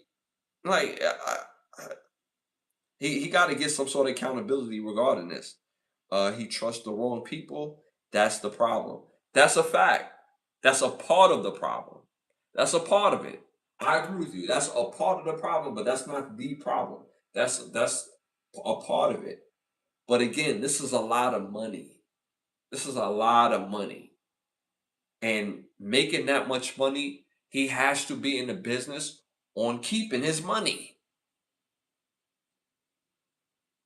I don't understand that. So he has to face some accountability. Shout out to my dog Vic in the building. Hit them likes, hit them hundreds. My dog Vic is in the building. It helps with the growth of the show. Can our brothers get 5 for gas? A shout out to Ebony. $100 million in jewelry pawn for 13 million. My jaw literally dropped. Who's managing his life? That's crazy. To me, that's crazy. 2274 $274.65 my checking account. That's what I'm saying. Like again, the more money you make, you have to be in the business of keeping your money. Again, Floyd Mayweather hasn't been rich for like the last 4 years, the last 5 years. Mayweather has been excellent, has been Money Mayweather for quite a while now. For quite a while now. And throughout his years, having to deal with money, invest in money, dog, like some accountability has to be on him. Because to give somebody that type of power and access, they've been had it. They've been had it. And so if they was able to move 15 million, right? Because this is 15 million by itself. Imagine that they was able to move 50,000 here, there, 200,000 here, there, 250,000 here. So none of that affected him. None of that. It's cool. It's cool. All right, no problem. I got you. So he has to face some sort of accountability, in my opinion. Slip the documents, jury, you pay for the labor. 175 million vanished. It's wild. That's generational wealth. Just gone because of absolute carelessness. More money, more problems. That's a fact. That is a fact. More money, more problems. But when you make a certain amount of money and you've been doing it for a time period, you have a system on how you track your money. You have a system on who has access to the money. Simple and plain. Because there's no way you generate that type of money and don't, like, you want to have something to show for it. It's like, damn, I did this and I only have this. Yes, if I could say, if this was sending the turkey or not, I would have sent Floyd Money Mayweather the turkey regarding this. This is crazy to me. All right, y'all. Moving on to our next hot topic. Y'all been waiting on this all night. Y'all been talking about it throughout the night in the chat. Shout out to the super chat King P. He brought this up in the chat about Ray J in the fight. So you had the celebrity fights this past weekend. NBA players Lance Stevenson versus Michael Beasley. It's funny when I see like basketball players and football players fight. Um, but Lance won that fight. Beasley went in there with the boxing method. Nah. Lance from Brooklyn, baby. We down with the grapple game, dog. You put the grapple on him, took him down to the floor, choke you out, Pat Bev. You know what I'm saying? Not Pat Bev, literally, but y'all know Mason said I choked you out, but that was a choke you out moment. And Lance Stevenson beat Michael Beasley in their fight. Then you have Ray J versus streamer or internet personality, Super Hot Fire. And Ray J went down for the count. It didn't look pretty. I did make a short of it for those who seen it. You seen it. Those who haven't, Ray J got put to sleep. Ray J got put to sleep. I did see clips with Chris Brown being there, and he was in Ray J's dressing room right before the fight, and he was just like, "Yo, Ray J." He seen Ray J throw a couple punches. He was like, "Yo, dog, just don't lose, bro." Like, you know what I'm saying? I'm a little. You could tell the concern in Chris Brown eye for Ray J. Like, yeah, this don't look good, B. This don't look good. This look like it could be an early night. So yeah, it was an early night. He got knocked out in the second round. And after the fight, Ray J made some comments that I thought was interesting. Um, it seems to me that there was some sort of agreement with Ray J and Super Hot Fire that there wasn't going to be a knockout. There seems to me, because when you watch the fight, Super Hot, that's not Super Hot J or Jason. What's the dude name? Super Hot Fire, excuse me. Super Hot Fire didn't throw any punches in the first round at all. He was ducking and dodging, and you could kind of see that was a strategy because Ray J was just leaving himself wide open all through the first round. Like I told y'all before, I grew up boxing. I played football. I played basketball. All through college, but I boxed early on before any other sport, right? And he was just leaving himself wide open. His super hot fire could have did this in the first 10 seconds of the fight. No disrespect to Ray J. None at all. But I'm going by based on what I'm seeing. And it didn't look good. It didn't look good. It wasn't a good fight. And it made me wonder, why did Ray J do it? Why is he fighting? Why are you putting yourself through this embarrassing ritual? And the only thing I could think of is that he may need the cash. He may need the money. I say it all the time. There's a lot of artists who are famous, that's into being famous. Doesn't mean that they have the money. A lot of artists out here is cash poor, especially the ones who are in the business of being famous. Some people say it's a humiliation ritual. It's a part of it because you got to do that to get your money. And the crazy thing is, by the time you get that type of money, and I'm guessing, if he did receive anything, which I'm pretty sure he did, is either where from 75 to 125,000. Somebody with a public figure type of lifestyle, that that's not terrible money, but when you live a big lifestyle, that money goes by fast. So you put yourself through these type of fights and in harm's way. Again, shout out to Super High Five because he really could have hurt Ray J. Ray J still ended up with a speed knot on his head. He gave Ray J one good punch and it was lights out. So to put yourself through that type of humiliation and that type of ritual, I honestly, and I don't say this. I say this wholeheartedly is the point that I'm making. I'm not being disingenuous. I hope that he's really good, like mentally. I hope that he's really good financially. Because why would you put yourself through this? If this is not what you do, if you can't hold your own in there, this looks crazy. Because at the end of the fight, he's basically saying, I'm reading between the lines to Super Hot Fire, like, yo, bro, we were supposed to prolong the fight. That's what we were supposed to do. And you knocked me out too early, bro. Like what are you doing? And if you was gonna knock me out, damn, like we could have prolonged this. So it just looks bad. It looks bad, and it looks very clickbaity, and he's doing it for the money.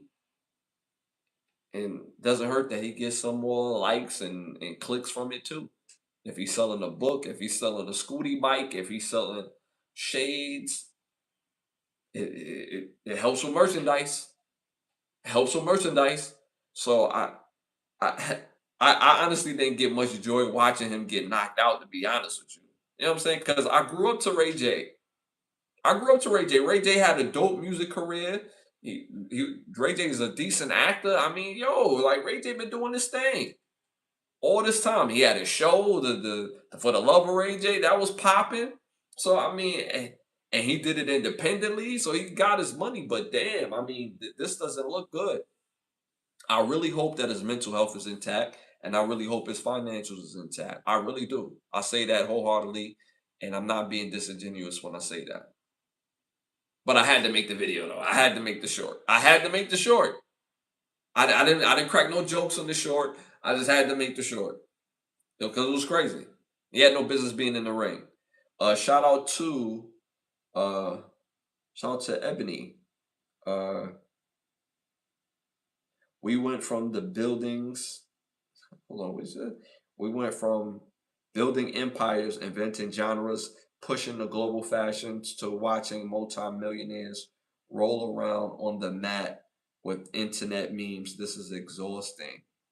Uh, it's so depressing that the only way legacy artists and public figures can trend in 2026 is participating in those low tier circus matches. Shout out to Patrick. I agree. I can't watch these celebrities fight. I like to watch the real professional fights, the real professional fighters. Me too. Me too. Me too. Like these are like a hard watch, and these are not even interesting to watch, right? It would be one thing if somebody that's is in the industry and they about fighting, right? They like that's their brand and they about that, and you just like, oh, like for example, if you have Michael Jai White is in a celebrity match versus another person that takes martial arts seriously just like they do, just like Michael Jai White, then it'll be like, oh yo, I kind of want to see that. Like, but Michael Jai White, he about the fights. And this actor or artist, he about the fight game too. So this gonna be kind of interesting. When they get random artists, we know these people can't fight. We know this. Some people say, well, the average person will look like that in a ring. The average person can't fight. Is the point that I'm making. It's the point that I'm making. The, you're putting your body, your life at risk for what? That almighty dollar. That almighty dollar. They need that money. That's why. Am I on? Oh, that was kind of spooky. Damn.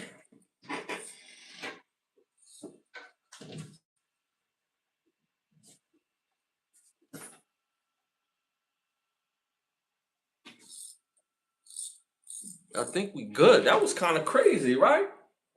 That weather outside is no joke. That weather no joke. Damn, that was kind of crazy. That was kind of crazy. But hold on. What's up? Yeah, that was kind of crazy. But yeah, like I was saying before, hold on. Just stop. Can y'all see me? What do you think about the Kim Kardashian and skim clothes line? They found 90 million in cocaine smuggled. So far, they not looking for her to be involved. Paranoia activity in the house, bro. Yeah, nah, you know what I'm saying?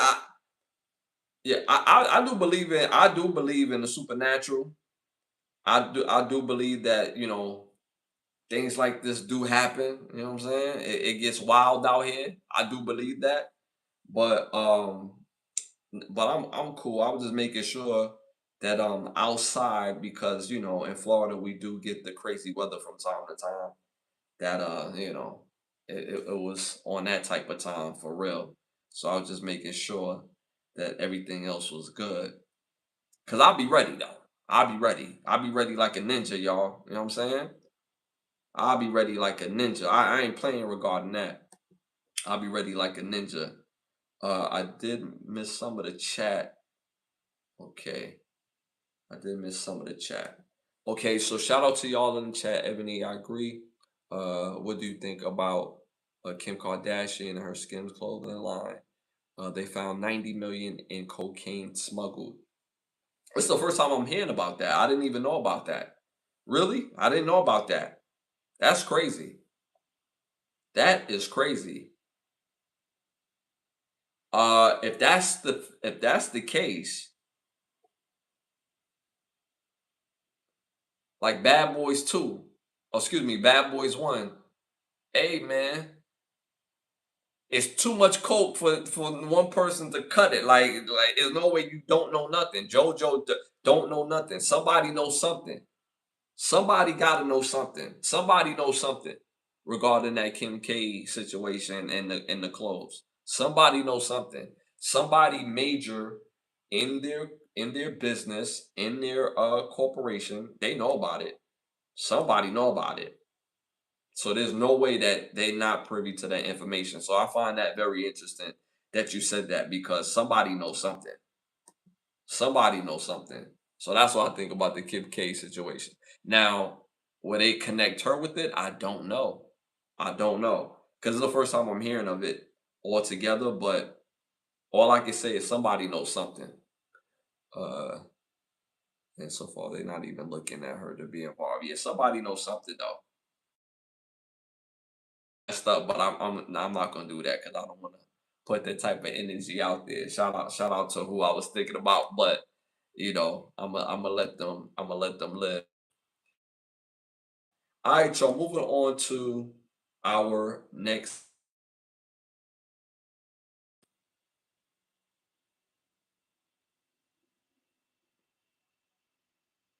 Yes, some wasn't connecting. Yeah, give me a sec, y'all. Something's not connecting properly.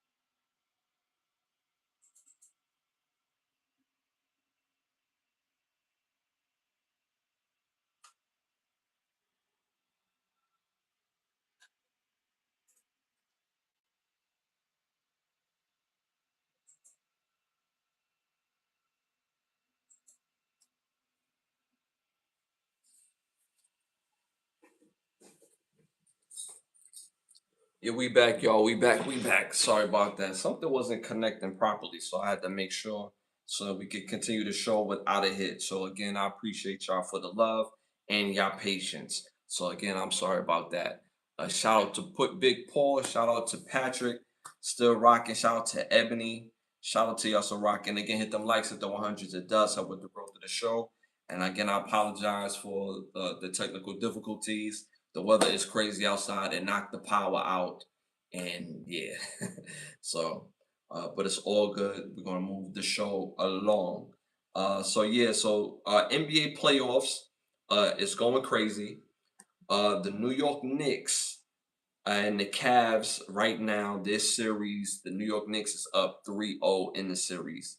I'm actually surprised about that. I'm not surprised that they're winning the series. I'm surprised that they up 3-0. I thought the Cavs would have a much better output.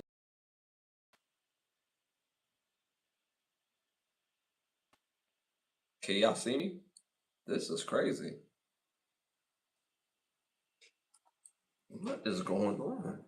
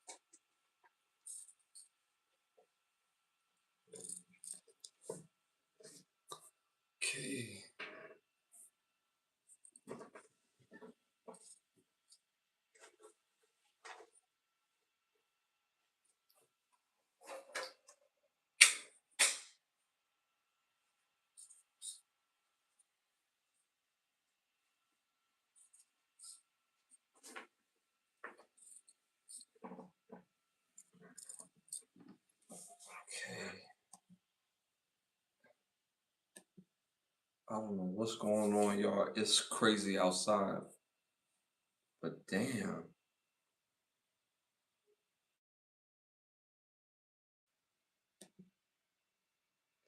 I don't know if y'all can see me. It's coming in slow. This is so slow.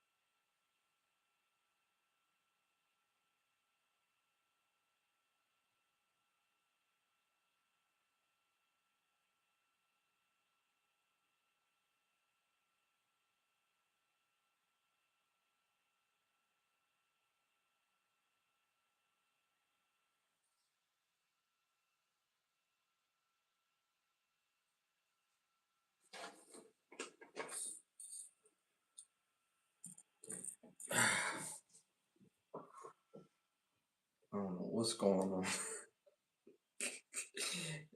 I don't know what's going on. Every time I try to move the show along. I don't know what's going on, y'all. 82 to 103.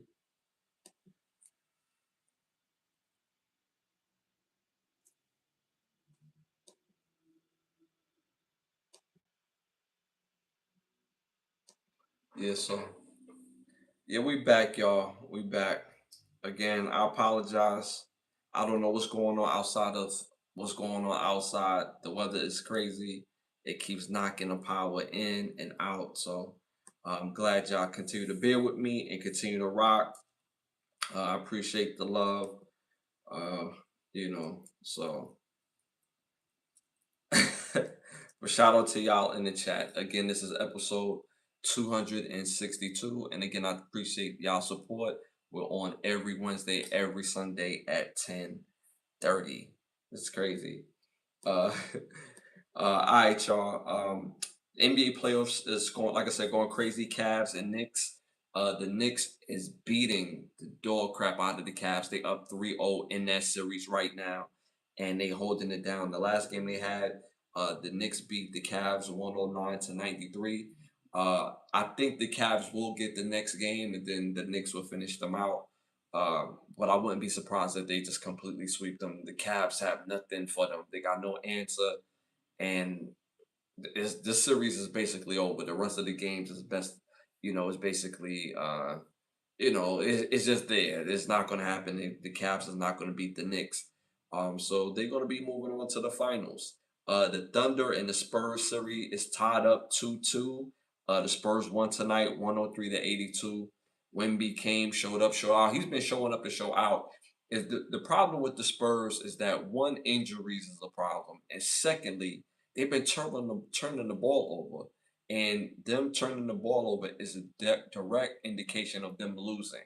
So they can still win this series, in my opinion. Do guys magically get healthy overnight? No, no. But just watching them play, it's just a good series. It's a back and forth series. I would like to see the Thunder play without flopping because they are champions. They are a good team. They got good players, but they can play a whole lot better. But I still I like the Spurs' chances in this. To be honest with you, I think because of Wimby, how dynamic he is offensively and defensively, especially defensively, because he gets to change guys' shots. Like no matter where you at on the court, you got to worry about Wimby, whether he's guarding you or not. He could do weak side. You go to the rim thinking everything is all sweet and smooth. Wimby come out of nowhere, block your shot. Right? If he's guarding you straight up, you gotta throw his timing off by putting it up too quick or too early, so that way he won't block your shot. I mean, he's a nightmare defensively for at Wimbyana. He's a great defensive player. So it's going to be interesting to see. It's going to be interesting. But right now, it's tied up 2-0. Shout out to Paul. Correction, it was 90 kilos of cocaine valued at 9.3 million to $10 million. Wow. You talking about with Kim Kardashian, right? Going back to Kim Kardashian, yeah, that's a lot of money.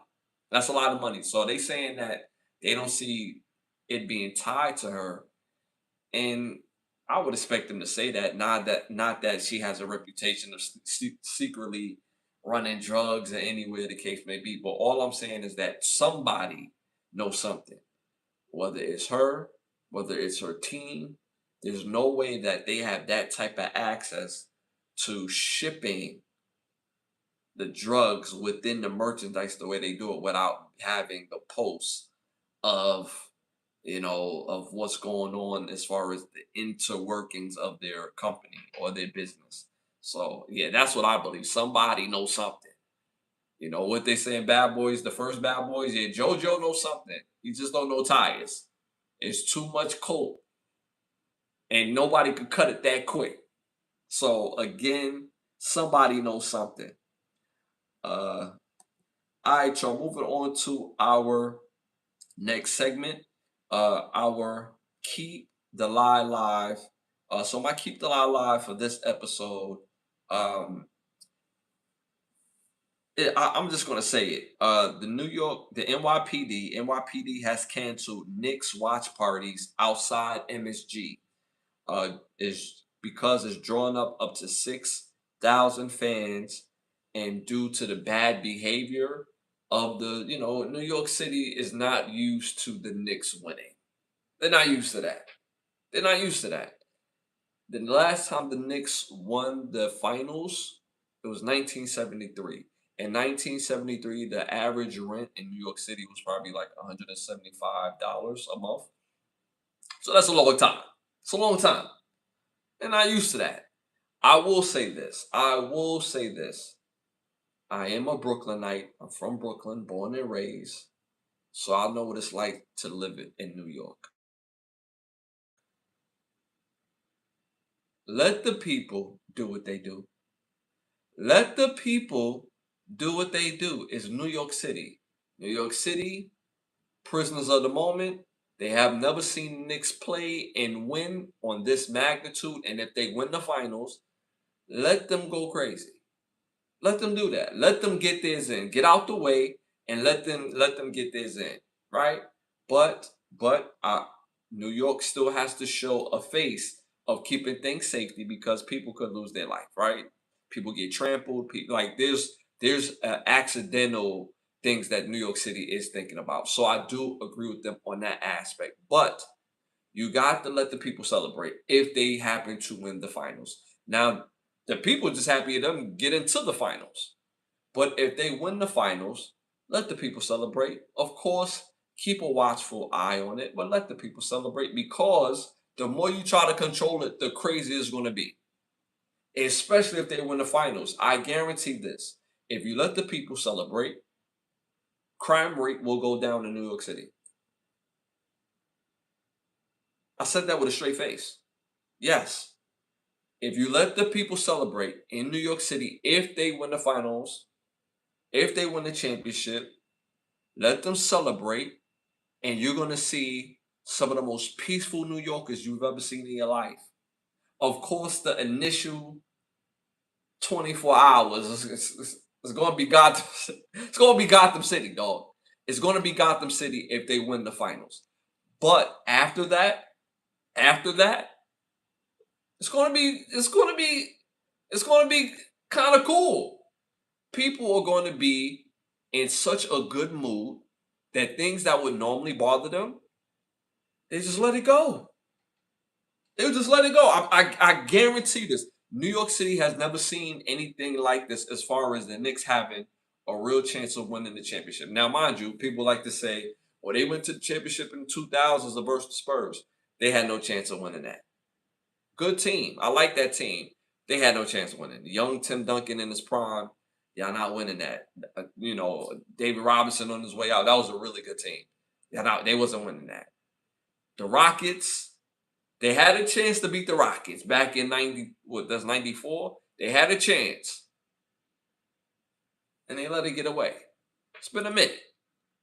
Let the people go crazy. Let them celebrate.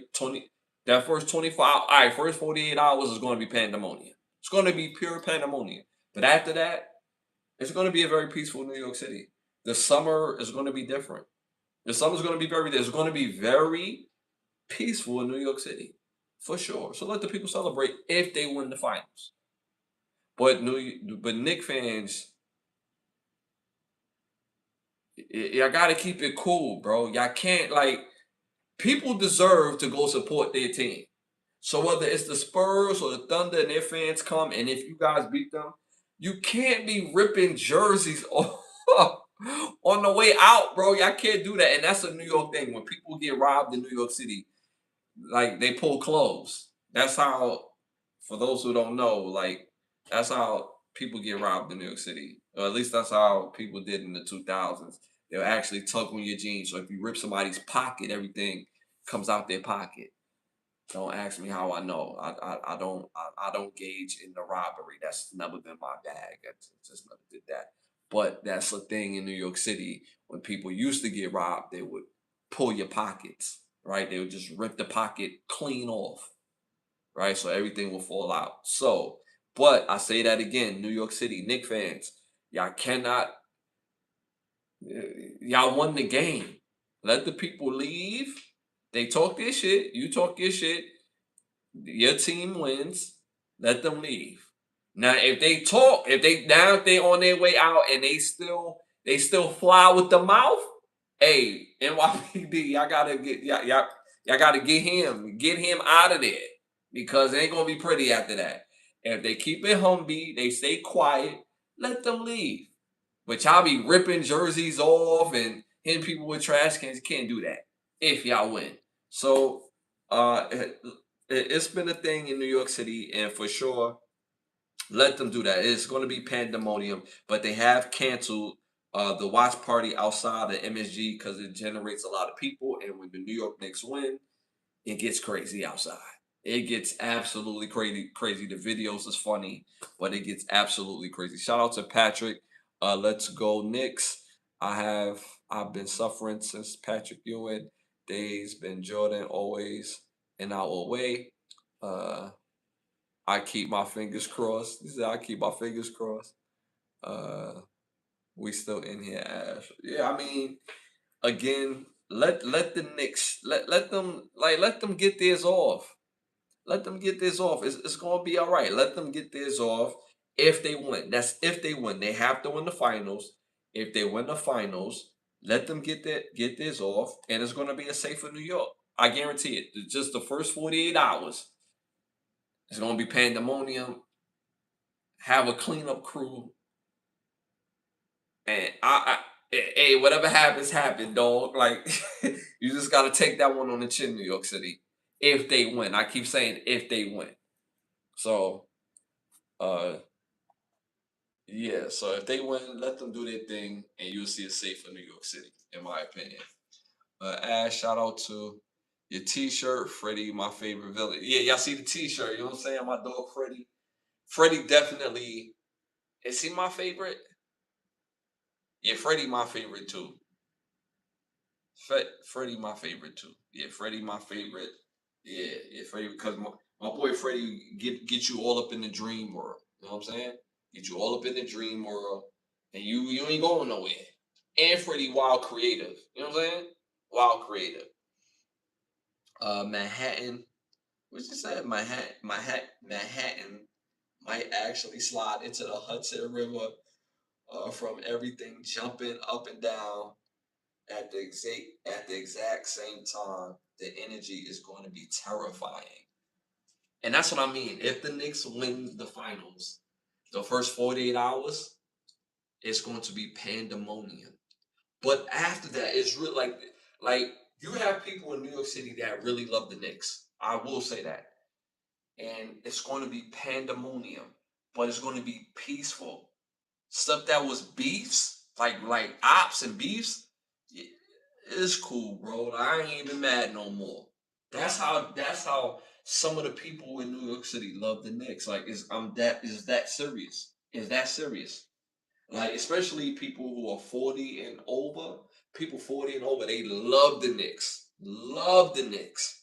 And if they win, especially like, some of my dogs in the chat, if you in your 40s and your 50s, don't be like Spike Lee and be in your 60s, 70s. I'm saying like the last time the Knicks won the finals was in 1973. 1973. My brother was born in 1973. I was born in the 80s. And you never see it. And you never see it. And I'm not a Knicks fan, but I'm not a hater. My team is the Brooklyn Nets, and I always joke all the time that my Nets will win the championship before y'all. So if y'all do win, it's gonna be some apologies I'm gonna be handing out to y'all if y'all do win. I'm gonna have to apologize. But see, my thing is the Knicks fans, y'all be so insufferable at times, bro. Y'all do. But if they do win, it's well deserved, and I'm not a hater, and it'll be a major congratulations. It will be a major congratulations, but y'all gotta win though. Y'all gotta win. Your management is trash. But if y'all win, I have to take back everything I said. So good luck. Genuinely, good luck. I mean that. Like good luck. I'm not even saying it like sarcastically or being a jerk. Like good luck to y'all. Really good luck. It'll be good for the city to see that though. I'm not gonna lie, it'll be good for the city to see that. Uh, all right, y'all, man. Yo, it's been amazing, man. I appreciate y'all for tuning and tapping in, holding it down. If y'all got questions in the chat, feel free to ask me now. If y'all got questions in the chat, I will answer questions. But I want to thank y'all for tuning and tapping in with me. I'm on every Sunday, every Wednesday at 10:30, and I appreciate it, man. Y'all be rocking with me, showing me major love. I do drop videos daily. And I've been seeing those engagements. I've been seeing y'all commenting in the videos. I've been commenting back with you guys, whether we agree or disagree. But I drop videos daily. I drop videos and shorts.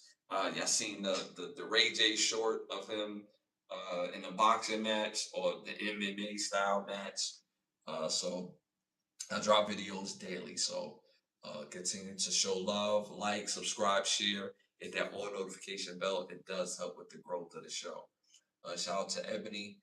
Did you listen to the Drake new albums? I listened all three. It was so a couple of slaps, but on heavy rotation. Um, I did listen to Iceman. And sometimes I give my opinions on movies easily because nobody could say that, I'm a hater or things like that. So music, because I'm an artist myself, when I give my real critique of albums, I don't want people to think like there's a hint of jealousy or hate, because I don't have nothing to hate on no artist. There's no artist out that I hate on. Not even Michael Jackson, not even R. Kelly. And I'm talking about success and talent and notoriety. I don't hate on anybody. My skill is very high. So my actual opinion is based on what I hear. So with that being said, I did hear Iceman. I thought the production of the album was really solid. There was a couple songs, the beats was just fire. It pure fire. But I have to be honest. It to me, uh, I don't know if it's Drake's flow. It doesn't feel. Uh, it doesn't. I gotta be honest. It doesn't. It didn't hit. And I don't know if that's Drake flow. The song didn't cut through. None of the songs, in my opinion, cut through. None of the songs, in my opinion, was like replayable. It feels like it's going to be successful anyway. It feels like people are going to rock with it on TikTok, on social media. It feels like that, but for me, it wasn't a good album. It's not his best work, and I'm a big believer that you as an artist, you got to get better as you go along. In my opinion, um, it wasn't terrible. It wasn't ass. The beats is fire. Like it was a lot of beats on Iceman that was like, whoa, fire. But I wasn't I wasn't excited about the execution. I don't know, like I said, maybe it's Drake's flow, maybe his cadence. But it honestly felt like each track, I literally kept saying to myself, what am I listening to? And the reason why I kept saying that to myself is mainly because every song felt like it was a part of the last song. That's how it felt like. So that's why I didn't feel like it was a good album. It wasn't diverse in subject matter. It didn't feel like a grown man rapping in a sense of subject matter as well. That's why the lack of diversity. Um, some of the flows felt super repetitive, which makes the song not hit as hard for me. So overall, like I said, I did listen to Iceman. Wasn't a good album in my opinion. I think it's still going to be successful because when somebody's famous, whether something's good or not, people are still going to tap into it to give their opinion. But people kept asking me to listen to the album. I wasn't even going to listen to the album. But yeah, then he addressed Drake. I mean, he addressed Drake. Drake addressed Kendrick. LeBron James, a couple other people, that he addressed, but it didn't cut through. It didn't cut through. Uh, it didn't cut through. It didn't cut through. I wouldn't listen to it again. I gave it I gave it a real solid listen, not one listen. I gave it like I actually like listened to the album. I listened to the album, the lyrics, the production, what he was trying to say, how he was trying to convey it. Drake loves to do the two beat tempo switch up, going to a complete different beat. It honestly feels repetitive. I'm not gonna lie, it doesn't feel anything new and innovative. No, that's not the word. Innovative. It didn't feel innovative, and yeah, on the scale of 1 to 10, I get an album of 4.5, mainly because of the beat. Some of those beats was absolute like that. Even the two beat switch up was like, yeah, this is fire. But I honestly, I wanted songs. I wanted songs. I wanted songs, and what I mean by that, I want a fire hook, and I want some bars and hooks. So I thought it was about a 4.5 in my opinion, me personally. I didn't listen to Habibi and I didn't listen to Made Up Honor yet. So, and there's a reason why I didn't listen to those because I wanted to give Iceman a thorough listen. And I hate when people say they listen to somebody's music and they listen to it one time and then they judge it off the one time and off like 30 seconds. Like, yo, listen to the music, listen to what this person is trying to say. Let it sit with you for a quick second. You know what I mean? So I thought it was about a 4.5. Great production, really good production. And like I said, it just felt like one long track to be honest with you. Even with the beat change-ups, it felt like one long track. So yeah, so all right, y'all. I appreciate y'all for tuning and tapping in. Y'all been absolutely amazing. Shout out to Ebony. Uh, sh- uh, every track did every track single sounds like a collection of 15-second bridges engineered entirely for TikTok dance challenges. Wow. Shout out to Ebony. She said every single track sounds like a collection of 15-second bridges engineered entirely for TikTok dance challenge. There's absolutely zero cohesion to this project. Uh, Ebony, it feels like he wrote the lyrics specifically hoping people would use them as captions for their Instagram reels. The artistry is totally gone.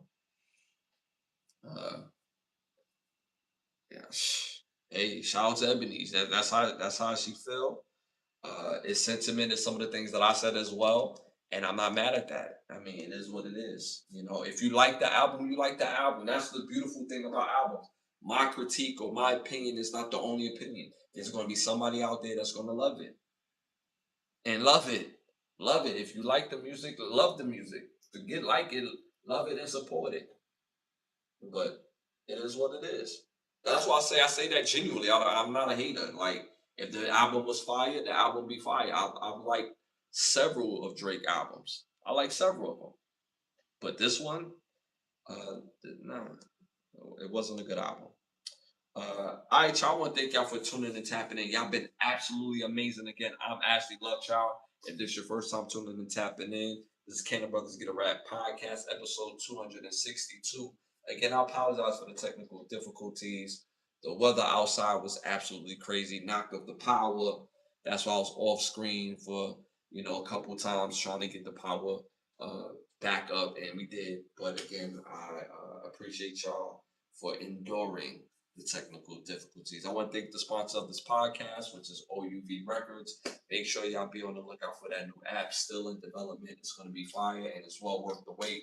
We got hits on top of hits, backlog, and I can't wait because you're going to get the music directly from us to you, and it's going to be absolute fire. and for y'all support. I also want to thank Button Snaps, where you get the finest of movies, shows, documentaries, and original content for your viewing pleasure of $4.99. Again, that's Button Snaps. That's the word button. It's a hyphenated sign, and it's the word snaps.com. So make sure y'all go there, get some fire, must watch movies. Um, and we got some big things popping off coming up, so be on the lookout for that as well. I've got some special announcements moving forward as well. And remember, y'all, do not be an agent of chaos. Do not be a stand. Do not try to stand out by being negative. Have the ability to stand out by being positive. Hate has a location, but it just don't live here. The only op we recognize over here is opportunity. And again, I will see y'all this Wednesday at 10:30. And with the 1 minute that I have left, again, continue to like, subscribe, share, hit that all notification bell. Again, I do drop videos daily. So again, continue to engage. Been seeing y'all comments, and I'm gonna continue to engage with y'all. So continue to show them loves. Share the video, share them on your Instagram, your Facebook. I show love. It's all good. And I appreciate y'all support as always. Again, I'm Ashley Lovechild. Y'all already know, man. It's love. I'm gonna see y'all this Wednesday at 10:30. I'm out.